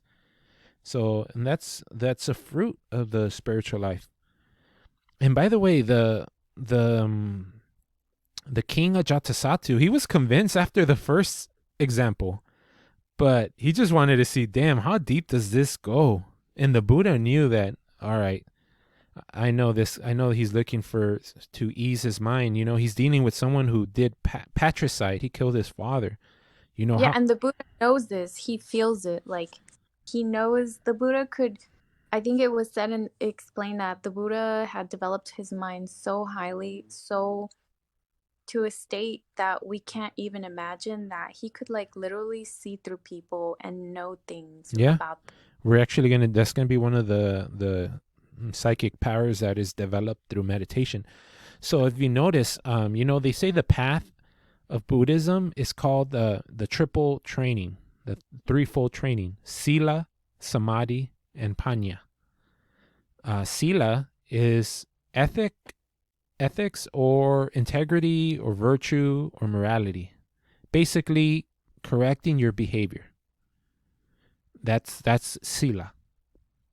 And then Samadhi is like it's like to have a equilibrium, an equal sama, and then D is your state of mind.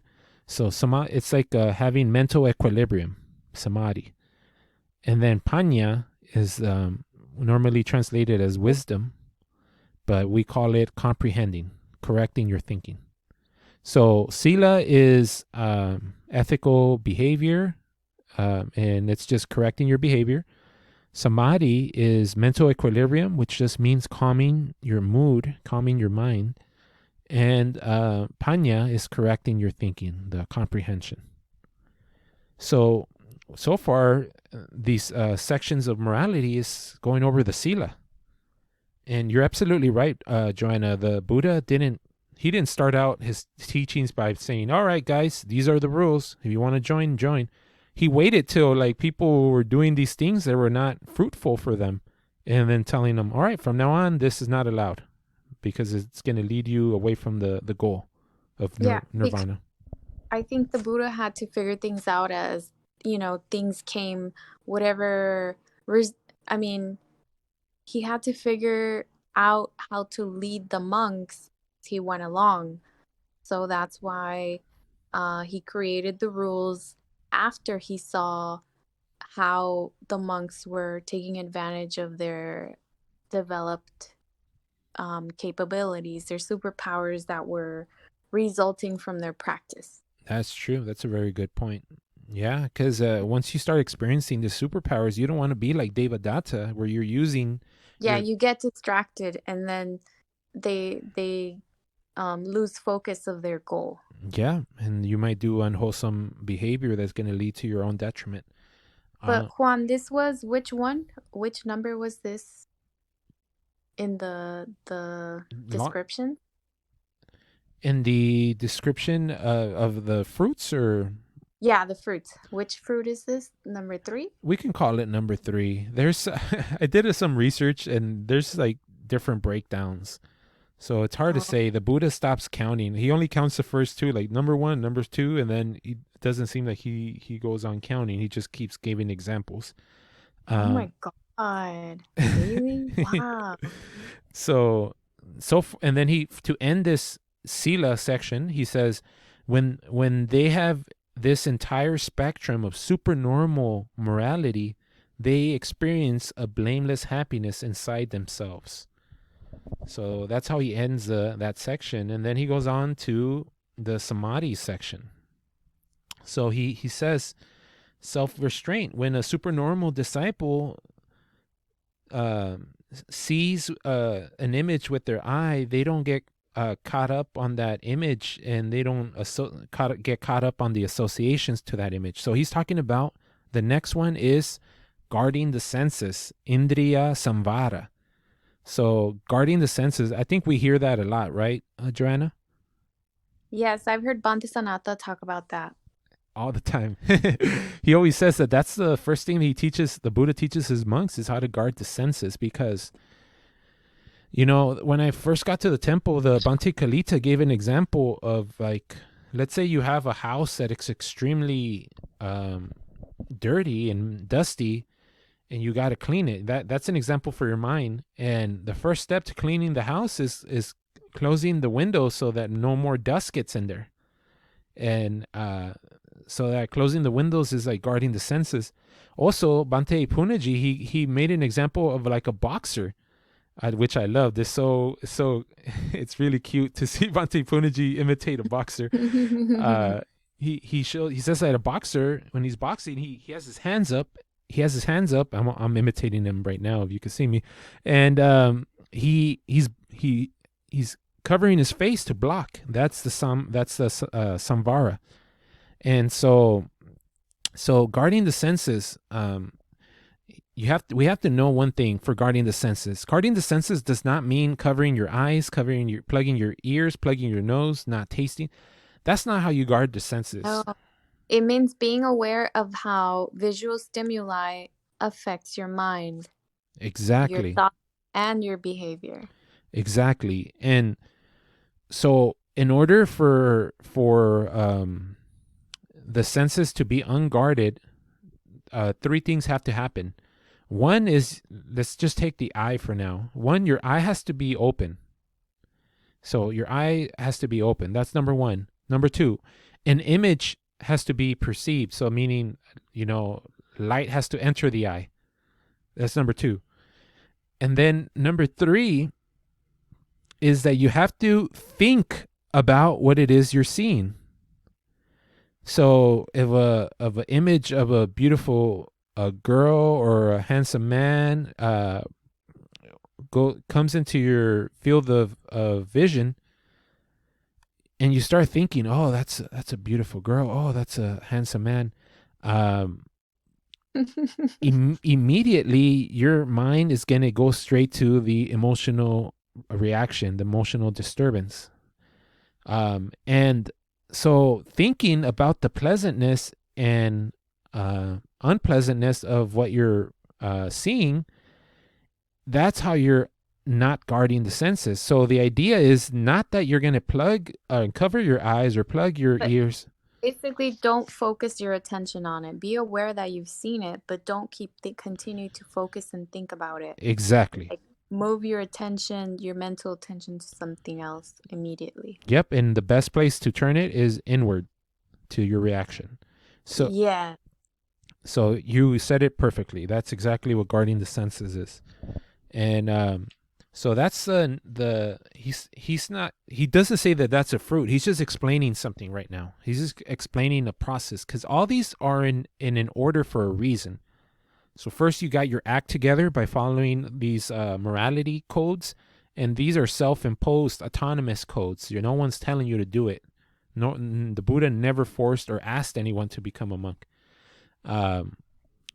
Everyone asked him.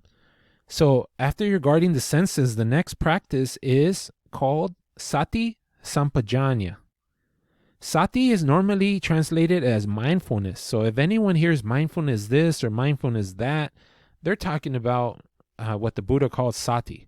And we don't use mindfulness here because Sati does not mean filling your mind. You don't fill it with anything. You're not accumulating anything. You're letting go. But Sati, what it really means is attention. So an attention directed in a specific way, which means attention directed inside. So we can see, as instead of mindfulness, we're going to call this introspection. Why? Because introspection is seeing what is inside. And that's what Sati means. And then Sampajanya. Sampajanya is a very important word that I don't think gets talked about very much unless you read the sutras. Sampajanya. Sampajana? Monday? Excuse me? You said Sampajana?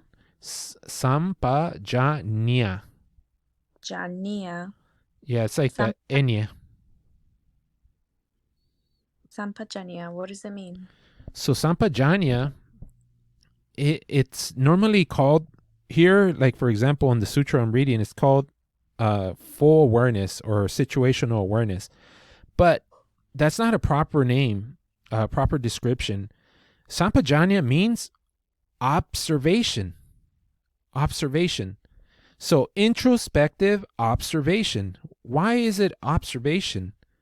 It's because there's two things that you can do. The Sati is that you're looking. The Sampajanya is seeing. So what do I mean by this is that I could tell someone to look in a direction. But let's take an example of a dark room. If you look in a direction in a dark room, are you seeing anything, Joanna? No. So seeing means you know what it is you're looking at, right? Yes. So if I turn on the light, then now you're not just looking in a direction, you're actually seeing. You know what you're seeing. So Sati Sampajanya means you're looking inside and you're seeing it is what is happening inside. You're not just looking, you're actually seeing it. So that's why observation is a good word for it. Introspective, meaning looking inside. Observation, seeing what is inside. Okay. And he gives an example. This is a standard example when you read any meditation sutras.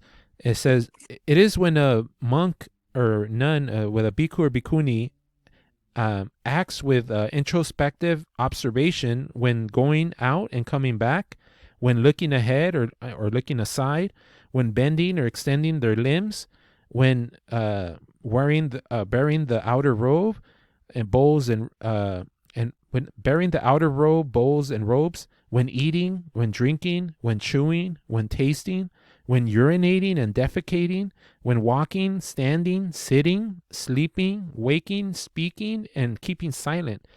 During all these situations, you have this introspective, looking inside, observation, and seeing what it is you're looking at, actually understanding and seeing what it is I'm looking at. And I've done this. Is not that it's not that common. I was gonna say it's not that easy, but that's a wrong way to say it. You know, I'm very particular about how I say things, because it is easy, because when you actually apply this, Joanna, you feel extremely happy and peaceful, because now you're not thinking about the past, you're not thinking about the future, you're not worried about the past, you're not anxious about the future. You're actually here. You're in the flow state, we can call it, and you're just extremely aware of what it is that is happening here and now, and your body just becomes extremely peaceful and relaxed when you do this, because you're not getting caught up by thoughts about the past or thoughts about the future. You're actually using your attention. And we talk about, I don't know, I think you've heard me talk about something called the default mode network. Yes. The default mode network is this synchronized different sections of the brain, of the cortex, different sections that are synchronized, meaning being engaged and used at the same time.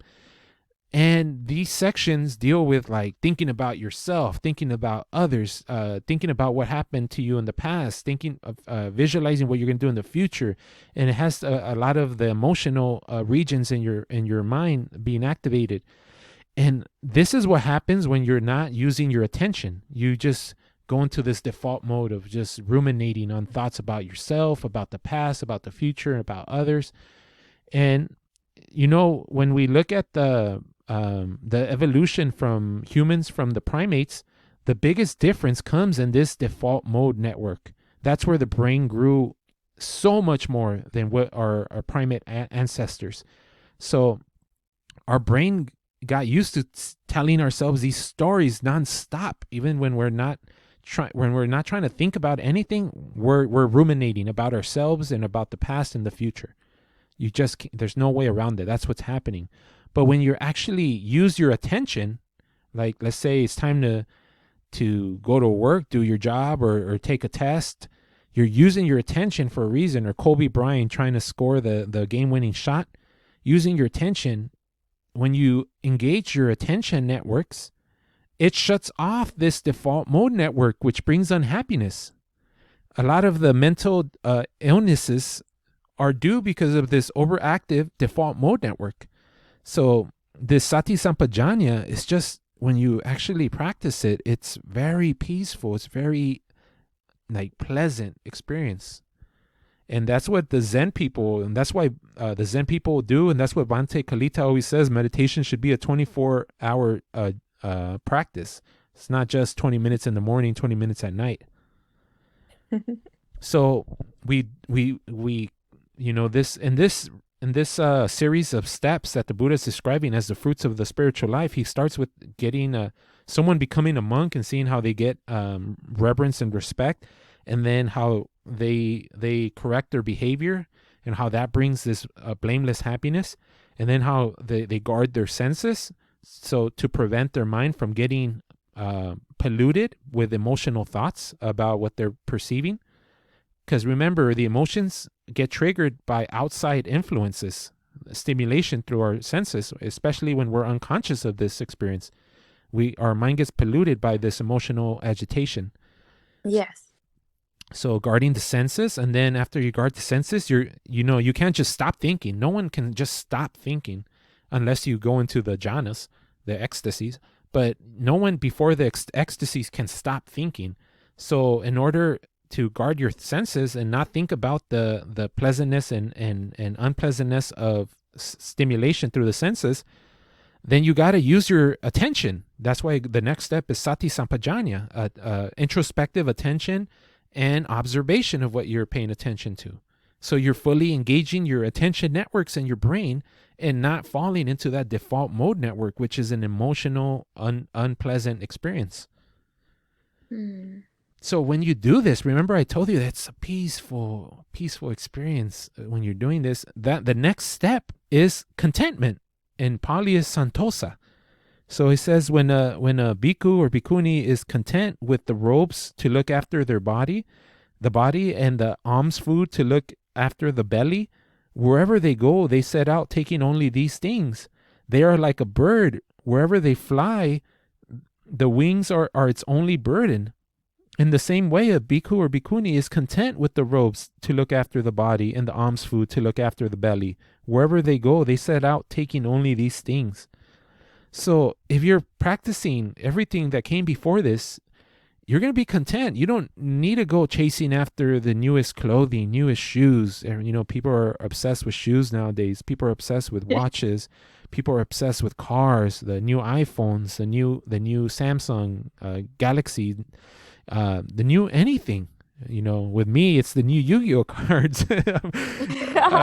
So like, but when you're actually doing this practice properly, living your lifestyle in this way, and your goal is actually nirvana, and you're guarding the senses, and you have the introspective observation, and you become extremely content, and all you need is just some clothes to cover your body and some food in your belly daily, and you're fine. You're happy. Yeah. You're content. The most basic necessities we take for granted, those, like, because we are so used to having it, we, I guess, not really remembering what it's like to not have food to eat and to not have clothes, or to not have those basic needs, kind of like makes us forget how blessed we are. Oh yes, absolutely. It's like the only time you don't feel blessed is when you're burdened with an emotional urge for something. It's that emotional urge that makes you feel. Instead of Go ahead. Instead of being grateful for what you have, you're being miserable before something that you don't have, that you don't actually really need to survive. Exactly. And so he says this is how a bhikkhu or bhikkhuni is content. And then this is all setting up something, because he hasn't said, oh, this is a spiritual fruit. No, he's setting up how you get to a certain experience. So it was the moralities, then the guarding the senses, and then the introspective observation, like constant introspective observation, and then how the contentment arises, and then it goes to nivarana pahana. Pahana means eliminating, and nivarana means the hindrances, the emotional hindrances. You can call them kilesas as well. So it says when this supernormal spectrum of morality, this supernormal guarding of the senses, this supernormal introspective observation, and this supernormal contentment, when someone is practicing this, then they're gonna start practicing. They're going to start hanging out in secluded places, like either in the woods or under a tree, a hill, a ravine, a mountain cave, a charnel ground, which is where they keep the dead bodies, a forest, the open air, on a heap of straw. And what they're going to do is that after the meal, they're going to return from the alms round, begging for food, where people give food to the monks. They're going to sit down cross-legged with their body, their back straight, and they're going to establish this introspection inside. They're going to establish this attention inside. And so they're setting up the scene of what happens when you're practicing like this.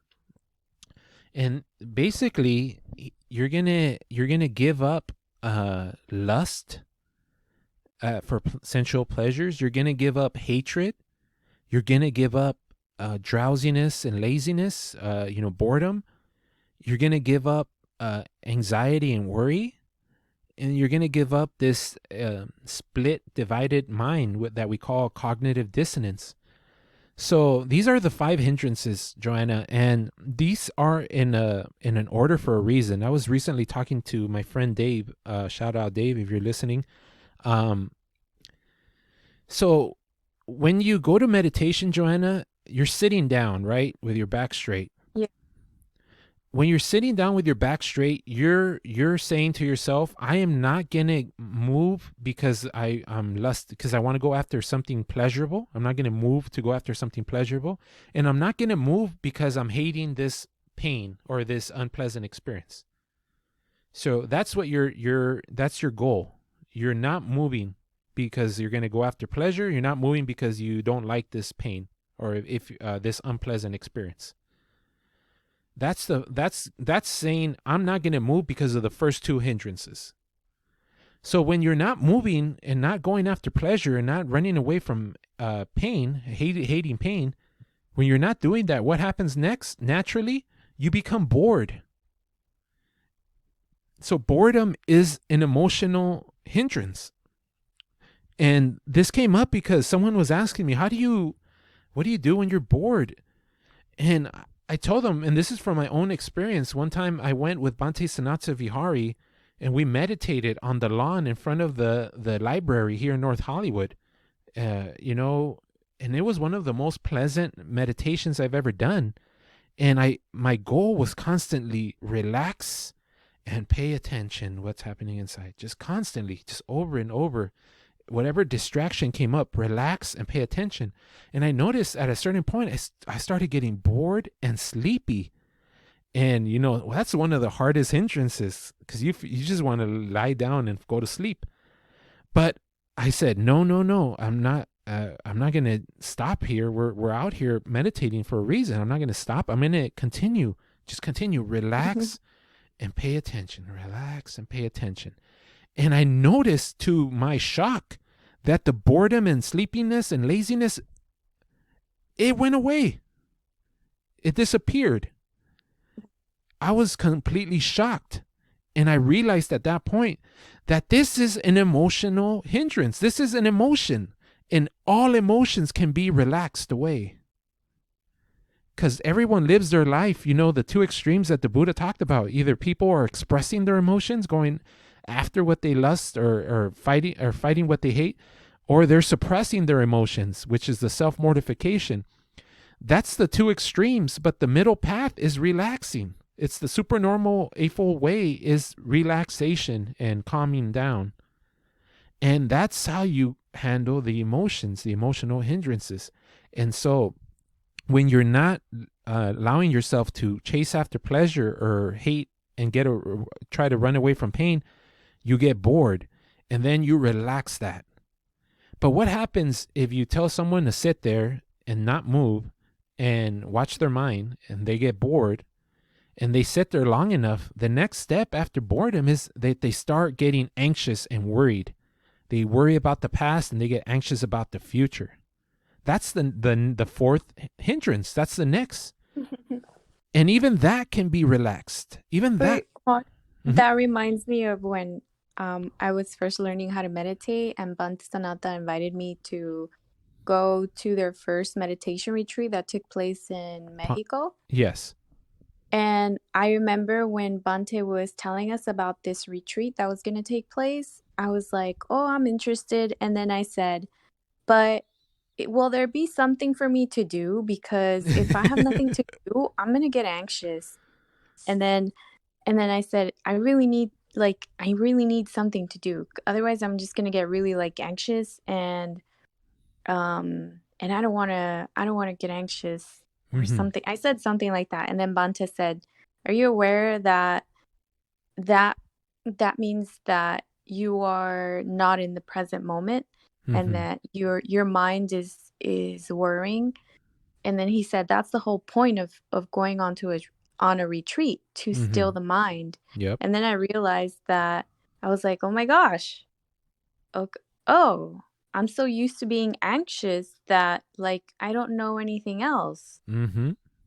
Yeah. I mean, yeah, before I think that I was so used to always having, thinking about either the past or the future, that I just didn't know what it was like to just not be like that anymore. Yeah. Why do you think that's extremely that's correct? That's why most people hate meditation. They're Because it doesn't feel normal to stop the mind. It doesn't feel normal to actually like calm down and just not not let your mind continue running, and to actually pay attention and be here in the moment and be aware of everything that's happening right now. Yeah. They get confronted by the boredom and want to quit. They get confronted by the anxiety and worry and want to quit. No one likes to be alone with their thoughts. That's why there's all these memes about at night you're alone with your thoughts and you're all scared. But it's exactly right. I mean, but if people knew... That's why people are scared at night, because they're scared of their thoughts. A lot of people, at night when you're trying to fall asleep, you're alone with your thoughts. You're no longer distracted by being with others or being online or playing video games or getting drunk. When you're finally just alone and on your bed and trying to go to sleep, it's just you and your thoughts, or you and the thoughts, maybe not yours, just the thoughts. But those are that's how the hindrance. Those are the first four hindrances. That's how they progress, and it makes perfect sense to me, at least. That's from my experience.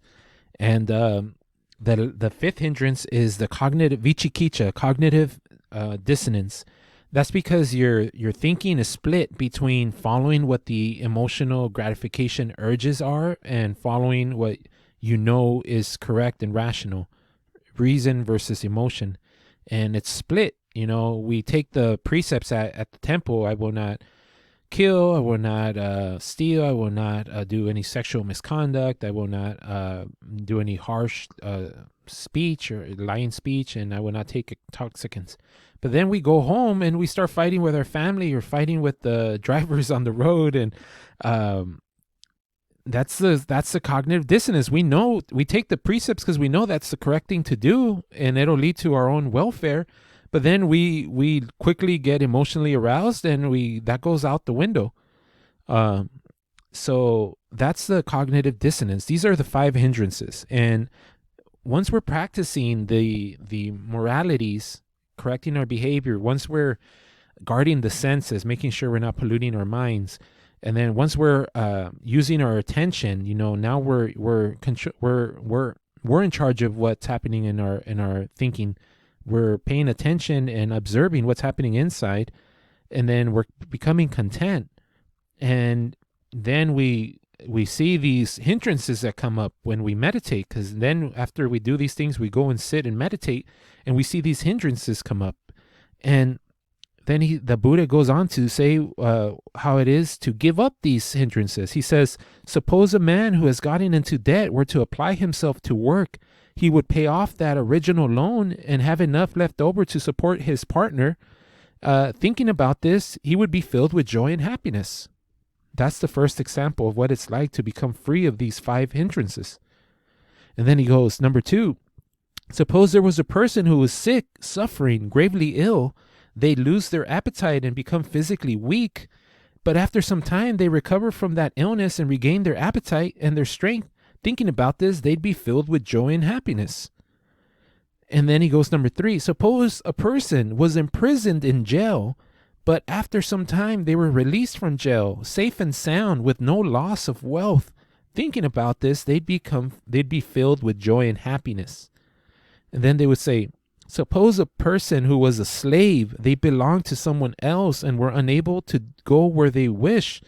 But after some time, they'd be freed from slavery and become their own master, an emancipated individual able to go wherever they wish.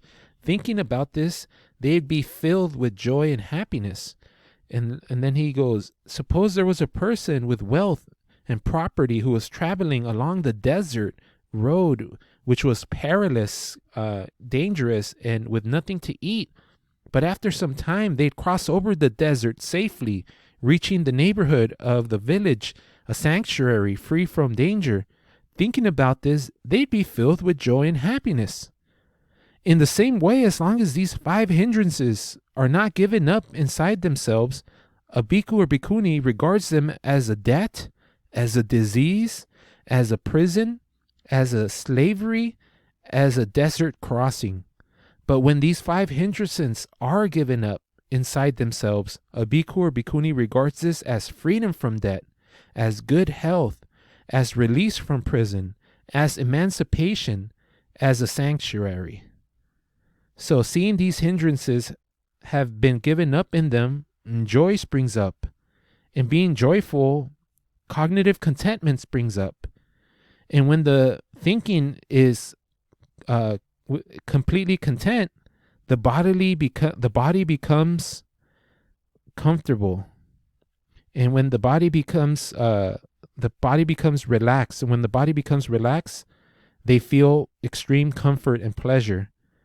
And a mood that is feeling comfortable and pleasurable becomes mentally balanced, or mental equilibrium. So basically he's saying when there's cognitive contentment, the body becomes relaxed. And when the body is relaxed, you feel extreme pleasure and comfort in the body. And when you feel extreme pleasure and comfort in the body, you go into samadhi, mental equilibrium. And then that means you go into jhana. Samadhi means the 4 jhanas. And then in the first jhana, there's questioning and answering, cognitive contentment, physical comfort, and unification of mind. That's the first jhana. And it's extremely pleasant. And that's another fruit of the spiritual life. And then you want to even feel even better and more comfortable and relaxed. And so you give up the questioning and answering. And now you only have the cognitive contentment and the physical pleasure and the unification of mind. So now you really gave up the conceptualizing, the thinking, by giving up questioning and answering. Now you've stopped thinking. You're still aware, and you're cognitively content, and you have this extreme physical comfort, this and the unification of mind, which, remember that the thinking and the reason and emotion were split. Now the mood is completely stilled and calm. And so the thinking and the mood is unified. So the mind is unified. This is the second jhana. When they call this noble silence. So, everyone says, who's practicing meditation, they say you got to stop your thinking. Well, the stopping the thinking happens, but you don't force it. It's like trying to force it. It's like trying to stop the ripples in the water with an iron. It's not going to happen. You let it stop on its own by going through going through this process that we discussed thus far. Do you have any questions on the first 2 jhanas? No, but did the Buddha actually explain this to the king? Yes, he's going through it. He even gives examples. But so I'll give you he said all this to the king. That means the king was probably sitting there for like hours. Hey, we're 2 hours in now, so at least 2 hours. So then he goes to the 3rd jhana, and the 3rd jhana, you give up the cognitive contentment, and now you only have 2 things. You have the physical comfort or physical pleasure, and the unification of mind. And there's always this description of the 3rd jhana. They say it's like they say it's what the supernormal ones call a pleasant abiding here and now. This 3rd jhana, where you've given up, because each time you go into a deeper jhana, a deeper ecstasy, because it's called ecstasy because you're stepping out of the emotional world into this jhana, which is the supernormal image realm. Remember, we were on our personal conversation, we were discussing the 3 realms. When you get out of the sensual emotional world and into the jhana, it's called ecstasy because you're stepping out of this emotional world. And you go through the first jhana where you have the 5 qualities, which is the questioning, answering, cognitive contentment, physical comfort, and unification of mind. Then you go into the second jhana where you give up the questioning and answering. So that means no more conceptualizing. And there's only cognitive contentment, physical comfort, and unification of mind. And then you give up the cognitive contentment because each time you're giving something up, it's because, this could get even more peaceful. Oh, let me stop. Even this cognitive contentment is an excitement. Let me stop this and go get even more peaceful. So then you go into the third jhana. There's only physical comfort and the unification of mind. And then you go into the fourth jhana, where you give up even the physical comfort. Now you're experiencing neither pain nor pleasure, neither joy nor unhappiness. You just have this normally described as equanimity, upekkha, sati, which is attention or introspection, and this unification of mind. So this fourth jhana, every jhana, the Buddha tells the king, this is also a fruit of the spiritual life. So he goes through the fourth jhanas, and then after the jhanas, he says, then king, he talks to him about they call it here the 8 super perceptions, or the 8 knowledges. But the first one is called Vipassana Jnana. So have you heard this word Vipassana? Yes. Yes, I have. So Vipassana is always, if you, especially in the West, people learned Vipassana from like Burma and from India, from Goenka, these teachers, all the Sayadaws from Burma. They were all teaching something called, they call it now dry Vipassana, and they think that you're just supposed to be aware of what you're experiencing. And they think that Vipassana, they're doing Vipassana instead of samatha, which is calming the mind. But samatha and Vipassana, it's like two ends of a stick. They work together. So the 4 jhanas, you're practicing the samatha, and when you get to the 4th jhana, you can really practice the Vipassana jnana. And here they call it knowledge and vision, but Vipassana jnana just means like correcting your thinking. Now that you've completely stilled and calmed your affect meaning your mood, now you can actually think properly, because normally we're not seeing reality properly because we're getting emotional, but now we can actually think properly. So that's why there's Vipassana jnana now. And at this point, it says here, he perceives, or he knows that the body is an image in the mind, and this image is made up of the 4 primary elements: solidity, liquidity, heat, and motion. And then he says, it is produced by this image of the organisms produced by the mother and father, built up from rice and porridge, because that must be what they ate the most of, liable to impermanence, to wearing away and decay, and to breaking up and destruction. So when you can finally correct your thinking and think properly, you start to see reality as it actually is. Like, this isn't me. This is an image in the mind, and this image is just the image of 4 types of elements: the solidity, liquidity, heat, and motion. And it's produced, this organism's produced from a mother and father, and it's made up from the food we eat and maintained by the food we eat, and it's impermanent, it's gonna decay and get destroyed. And then it says, and this perception is attached to this body, which that's how we call something that's alive. They have to have 3 things. They have to have perception, metabolism, and body heat. So the body heat is part of the 4 elements. The metabolism is the food that maintains it. And the perception here, he says that the perception is attached to this body, to this organism, which is just an image in the mind. And he says, suppose there was a beryl gem that was naturally beautiful, 8-faceted, well-worked, transparent, clear, unclouded, endowed with all the good qualities, and it was strung with a thread of blue, yellow, red, white, and golden brown, and someone with good eyesight were to take it in their hand and check it and say, this is a beryl gem that is naturally beautiful, 8-faceted, well-worked, transparent, clear, and unclouded, endowed with all the good qualities, and it is strung up with a blue thread of blue, yellow, red, white, and golden brown. In the same way, when their mind has become stilled in this mental equilibrium that is purified, purified means free of emotion, it means tranquil, bright, flawless, free of emotional agitation, pliable, workable, steady, imperturbable. They can extend it and project it towards knowledge of reality, of what's happening, which is the Vipassana. Your thinking is now corrected, is purified. And he says, this too, great king, is the fruit of the spiritual ascetic life. And then we get to the one that started out your question, which is the Mano Maya. So here they... Wait, the last one? No. How many are there?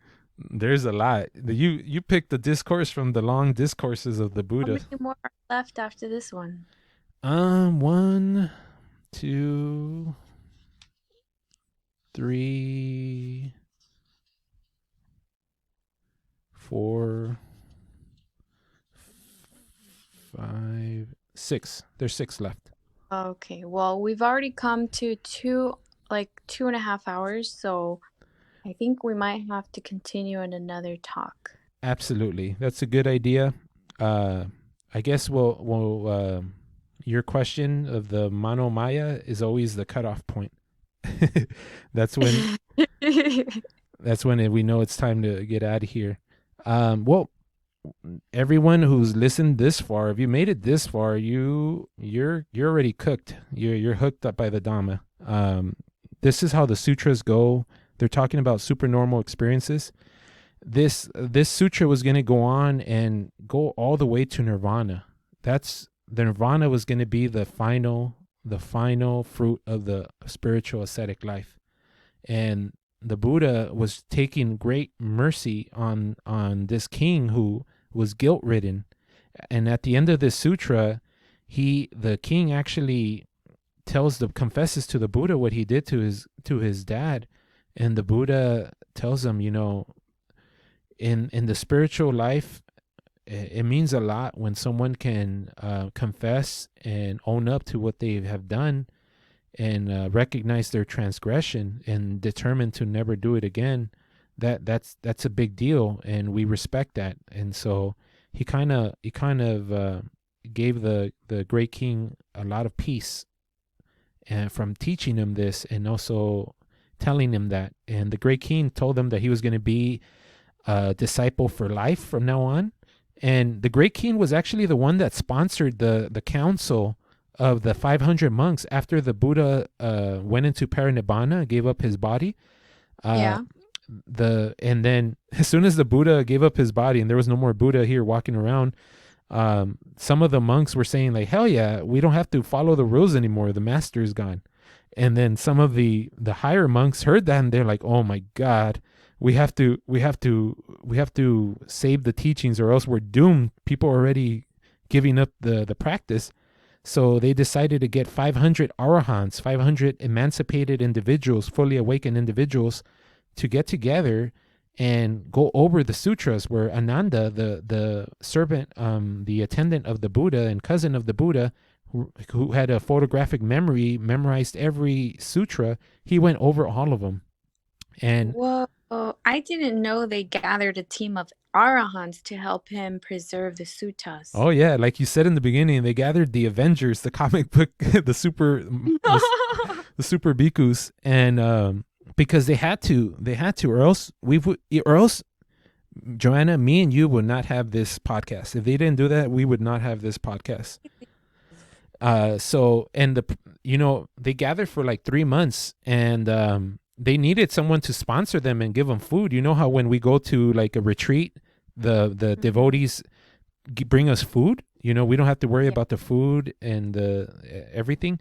So this King Ajatasattu, who became a lifelong devotee to the Buddha after this discourse, he was the one that sponsored the 3 months of that council of 500 arahants, so that they can preserve the monastic rules and the Dhamma sutras. But Wow. yeah, so you picked a good one. This is a doozy for sure. So thank you. And I've always Thank you for sharing your insights on this sutta. I wasn't expecting you to be so detailed about it.